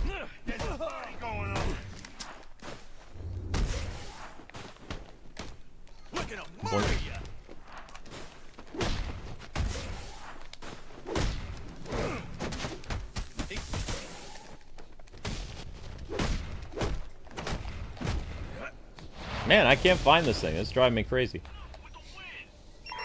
Attention all units, we need everyone on assignment. No 10-10s until further notice. Am I excited for James Gunn Batman? I don't know. He's been saying some weird stuff, like James Gunn has.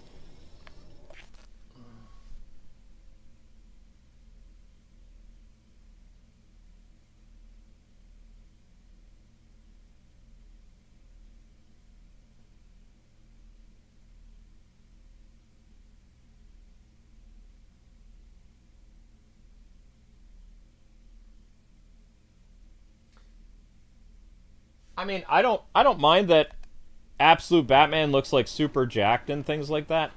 No, I'm sorry. Scott Snyder is compromised.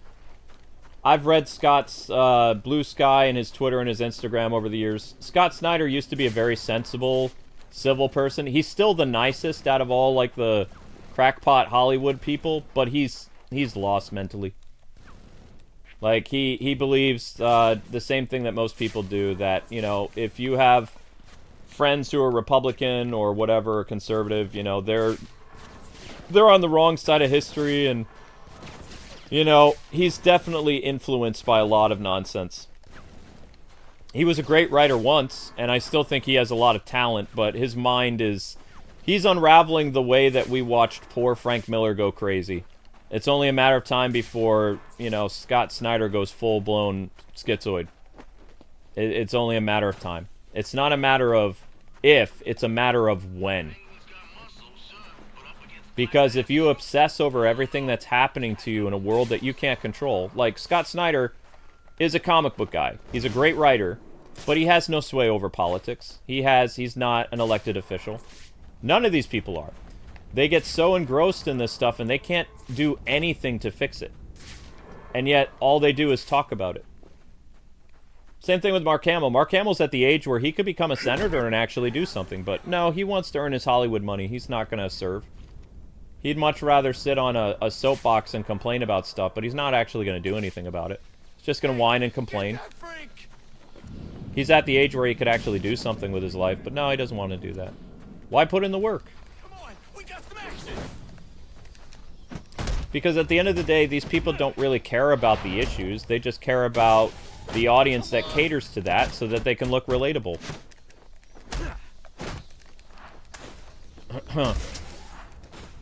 They're not revolutionaries or patriots or anything like that. They just say stuff in order to stay relevant with a certain type of fan base. Even if it makes the other side of their fan base hate them, they just want to be relevant. They want to be known. Why do you think... well, Mark Ruffalo is insane, but a lot of these other ailing actors got back in the spotlight. How? They got interviewed and they said some type of buzzword that got them famous again. Nobody cared about them before. They were just nostalgia, and then they said something that, you know, piqued the interest of a certain group of people, and they're popular again, just like that. They do it for a reason. They don't do it because they honestly believe that stuff. They're actors. If you think they actually care about you, you're fooling yourself. They're very good actors. They're good at pretending to do things that people accept.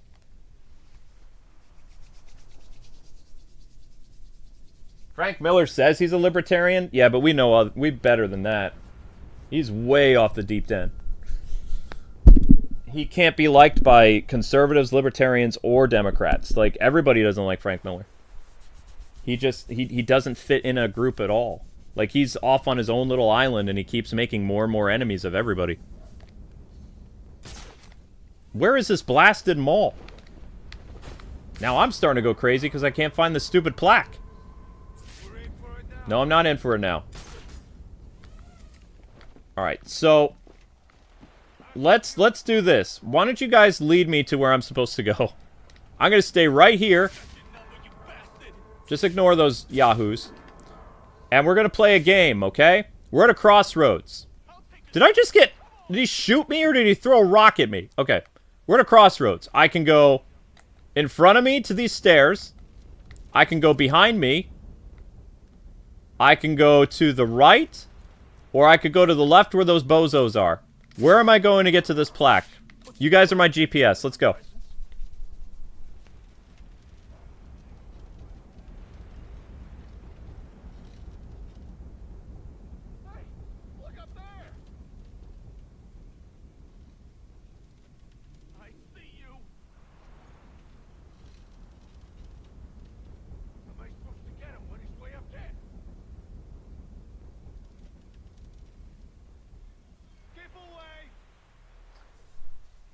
There's a theater. Yeah, but the theater's underground. You're telling me there's 2 theaters above ground? Because the only theater I remember is the Jezebel Theater. You want me to go to the Monarch Theater? Because that's ground level. Park Row. And I went to the plaque where the museum is over here, the Merchant's Bank.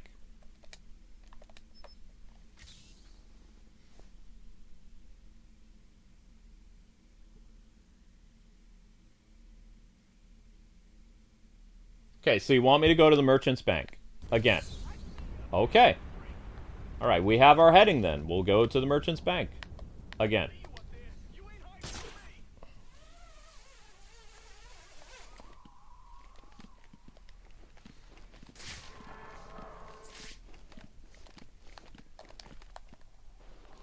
Alright, I'm at the Merchant's Bank.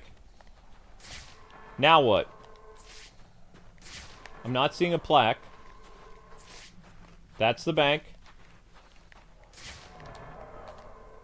That is a nutcracker. That is another nutcracker. And now I've gone too far, right? If I go underground, that's the theater.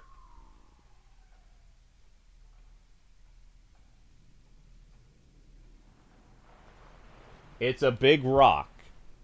It's a rock? Thought you said it was a movie theater. Now it's a giant rock? Okay. I'll look for a giant rock. It's a giant rock. Alright, I'm gonna go this way. And then I'm gonna go down this way.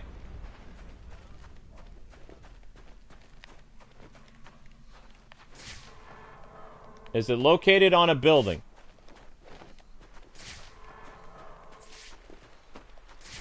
It's a giant rock. You said it's ground level, though. Have I gone too far? Now I'm behind the Merchant's Bank.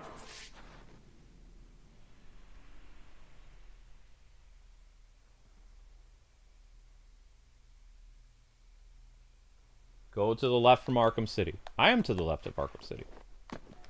Next question. Is it on the ground? Like, over where the ice is? Or is it behind the Merchant's Bank? AKA the museum.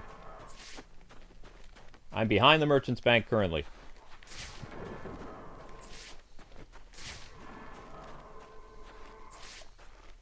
I'm at a lovely door. And I can't go anywhere else.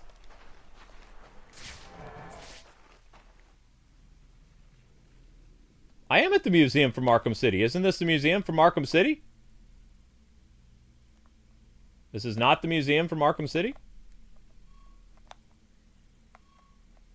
Wait, where is the museum from Arkham City? Now I'm lost.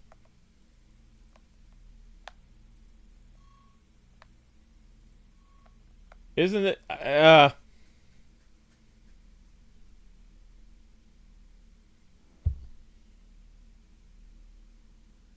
The Merchant's Bank isn't Arkham City? Where is the bank? I mean, where's the museum?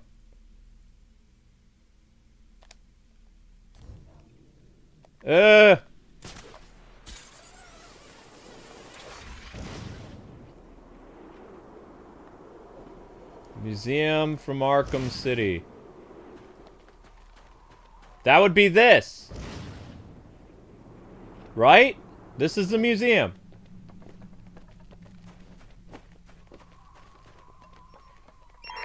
My board is lit up. If you don't have an assignment, please No, I don't report care it. if your board is lit up. This is a museum from Arkham City. Okay, where are we going? I'm not the one you want! Yes, over there. That's the museum. Okay, we're making progress now. Now what? This is the giant museum from Arkham City. So what are we doing? Where's the plaque? This is the museum. There's a bunch of boneheads. No plaque. Do I go toward the boneheads or I go toward the presents?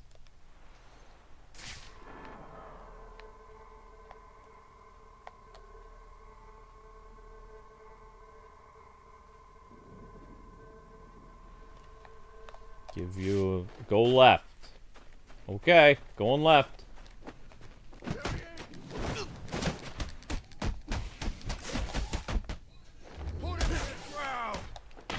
One second, please.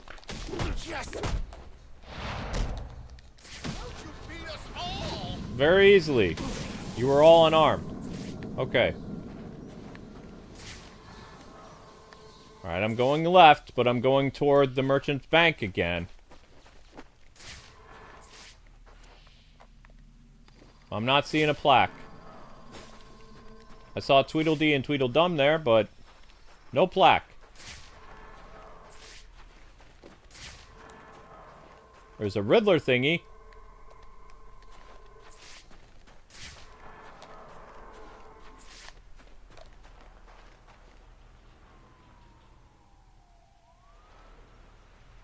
Buy the presents?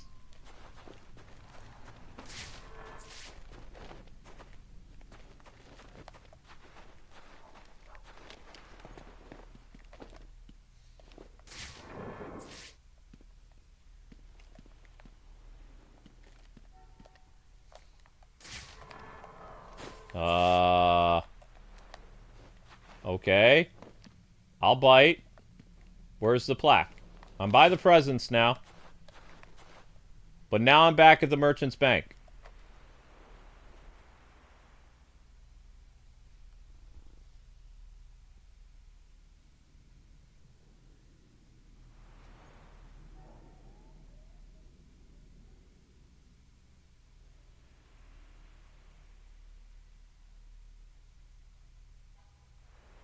Wait, it's on the roof?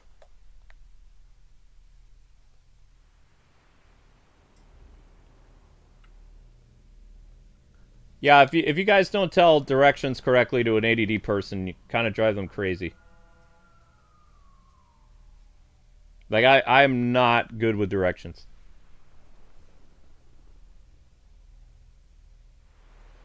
Yeah, we have the one on the bank already. We got the merchant's bank. We're looking for the one on Jezebel.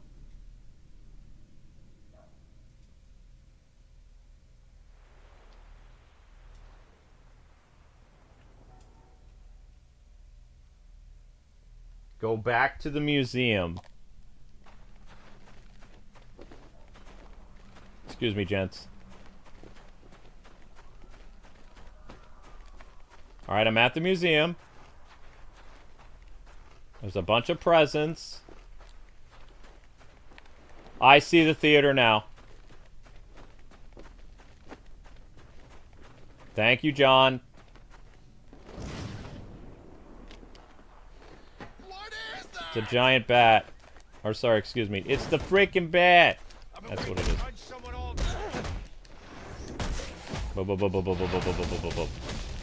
To hell with you! Your mom. Not a victim here. No victims here, only scum. Bad life decisions led you to where you are. You didn't have to become a criminal, you chose it. And now you eat knuckle sandwich. That's simple. You makes your choices, and you lives with them.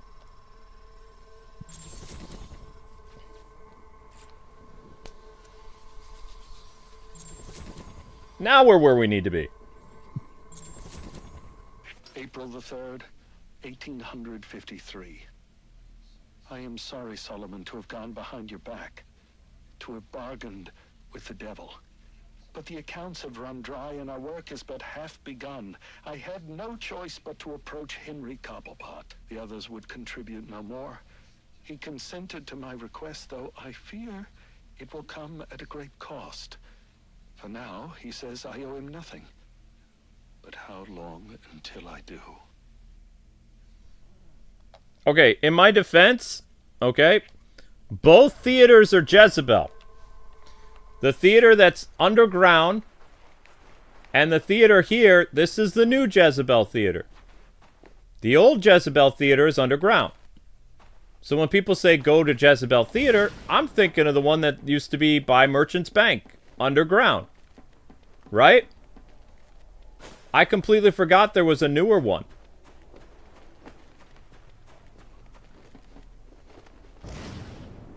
See? Okay, so this one was called Gotham Cinema. See, this is what closed due to storm. So this is still active. This movie theater is still active. The Jezebel one. Okay. But I thought that was Jezebel. That was a Gotham Cinema. My bad. Alright, guys, where's the last one so we can put Pinckney to rest? Sort of.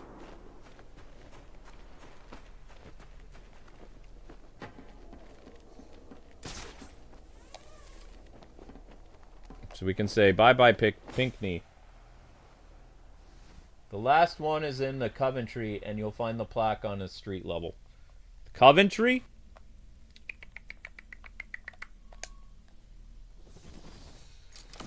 Okay, what specific building am I looking for? Wow, big guy, are you having problems walking there? Huh? Whoops. It's a street level plaque? Oops. That's a crazy fight. Yeah, it is a crazy fight. And you picked it. Watch him.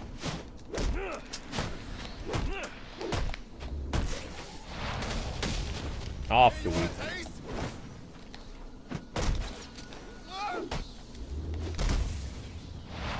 You're going to forget about me.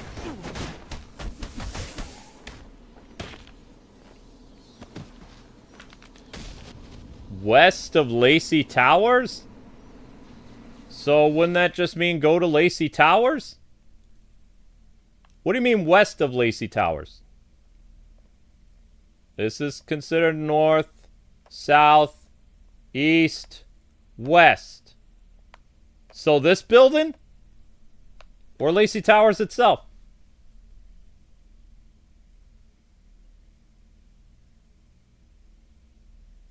Okay. Go toward Lacey Towers. On the street level, though. Okie doke. See, now I don't have no deep, profound topics because I'm trying to find stuff. Now you get to see how bad ADD is. Ugh. Plaque near Lacey Towers. Around Lacey Towers itself. Not on Lacey Towers, but around it. But on street level.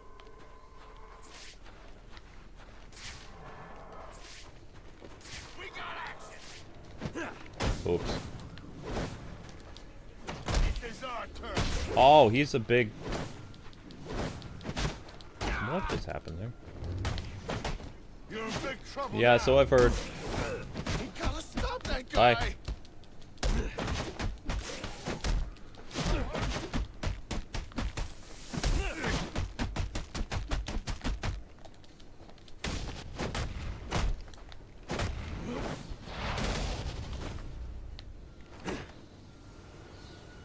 Uh-oh. Thank you. Around Lacey Towers. Okay, so around Lacey Towers itself. On the street level.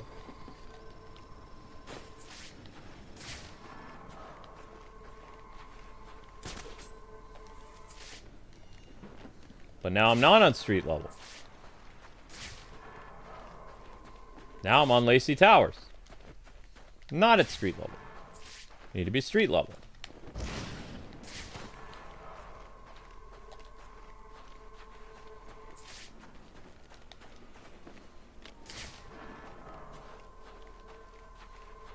This is Lacey Towers.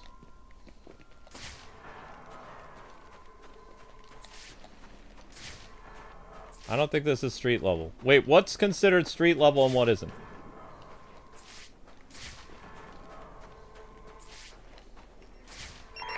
Attention all units, we need Street everyone level on would be assignment. down here. 10-10 until further notice.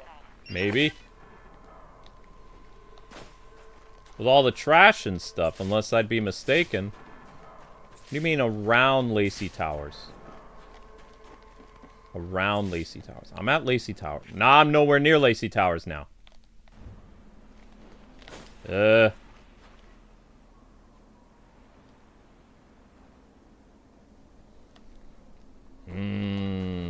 Batman's family made Gotham. Yep. Batman and the Cobblepots.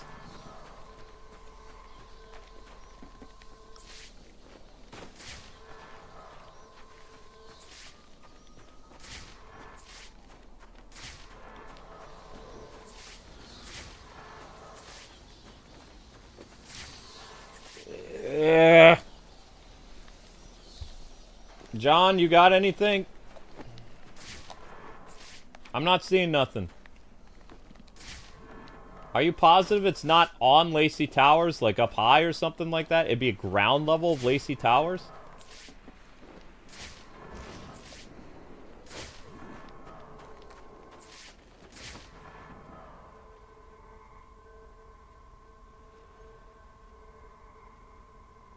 No, I didn't get a chance to see the Demon Slayer thing, no. Where is this thing? I'm busy, go away. Come on, let's get our piece.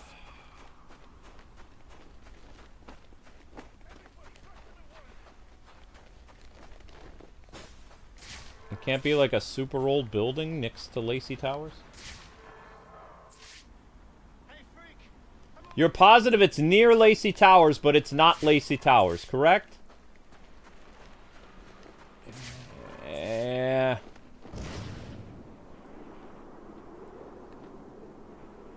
Might have to look this one up. We're so close to finishing this. This is my last free roaming stream of Origins for some time.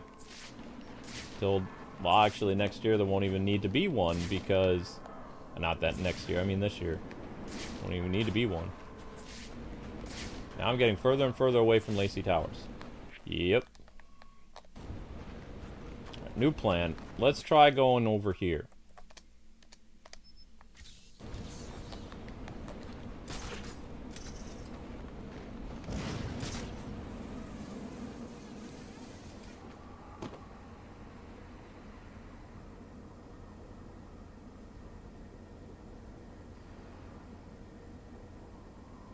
A big stone face? What big stone face? We have a big stone face in the Coventry?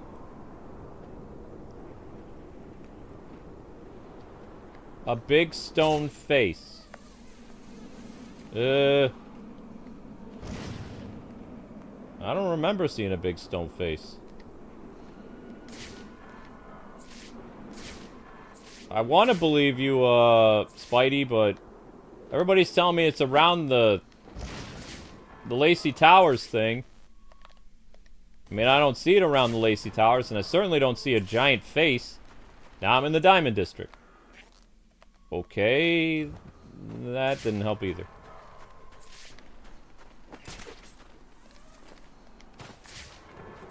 Is this a giant face? No? Okay, well, back to square one then. It's a plaque on ground level near Lacey Towers. Well, this is ground level. No freaking plaque.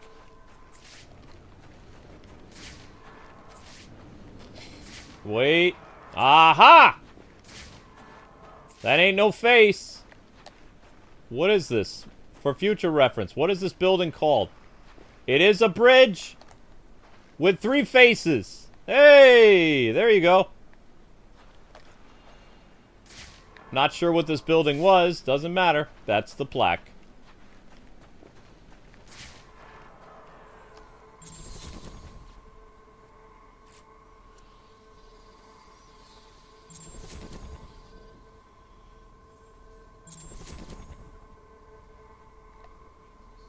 December the 22nd, 1854.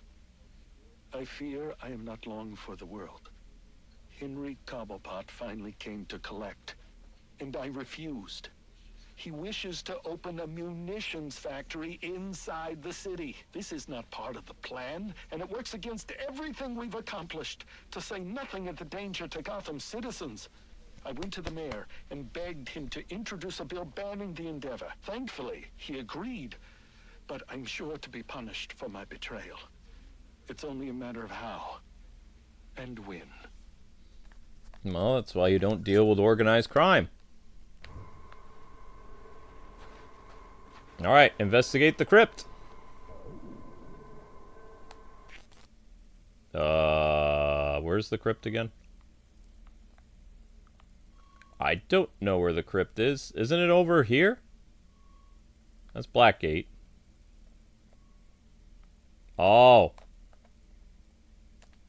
Well, that's easy.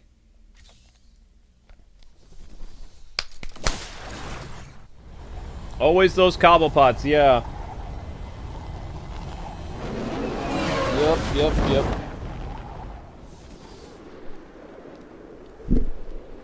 Always them cobblepots, man. Up to no good. Cause trouble in my neighborhood.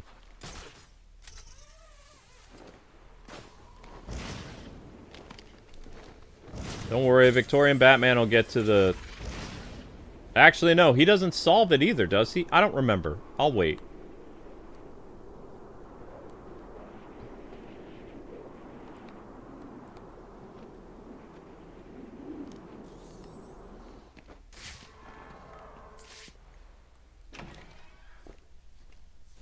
I don't remember if he solves the crime or not.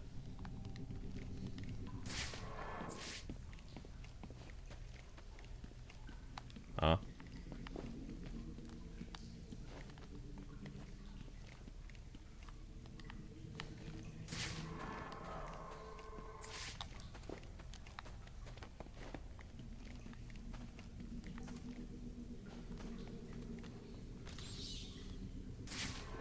January the 14th, 1855. My God, it worked! Amadeus truly is a genius. Oh, you've come this far, dear reader. Allow me to explain.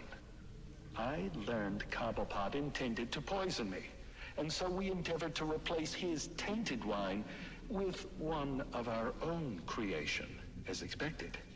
I choked, I sputtered, and then, I passed.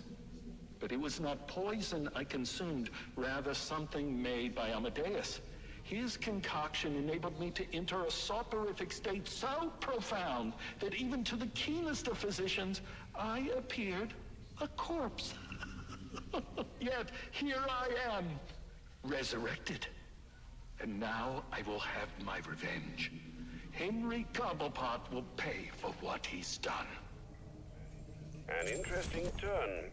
In trying to solve one murder, you've discovered the origins of another. Henry Cobblepot. Yes. City records say it was an automobile accident that killed him, not long after Cyrus's supposed passing. But now we know the truth. He was murdered by the man he thought he killed. What about Pinckney? It appears that's a mystery that must endure a while longer. Did we ever get a follow-up of this or no?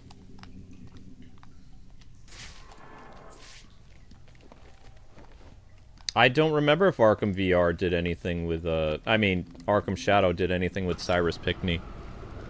It's something I always wanted them to continue in later Arkham games, but... Alright, that's it. That's the free roaming thing. We're Dunsky. Oh, that was fun. Until... either we get back to Slade stuff, or I don't know.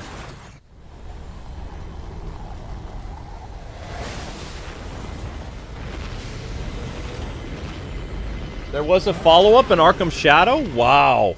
I must have missed that. Well, then again, I don't want to put on that VR thingy. I'll look on videos online for it. Alfred, how are things? Status quo, sir. Status quo. Arkham Origins will be back next Christmas. Yeah, but it won't be this long. Like, we'll be done by the time we run into January 3rd, like the year before that. You have to remember that we started a brand new save file and did everything from scratch. So this year we'll be doing New Game Plus, and you have any idea how quickly I'm going to get through New Game Plus? Very quickly. Very quickly. Alright, gang. That's it. That's all. Next up is Scooby-Dooby-Doo. Head on over there, please, to show your support for Scooby-Doo. And tomorrow Arkham Knight is back, so... we once again match wits with the Riddler. And that's going to be annoying. Alright, guys. Thanks so much for watching. And I will see you on Scooby-Doo. God bless. Happy gaming.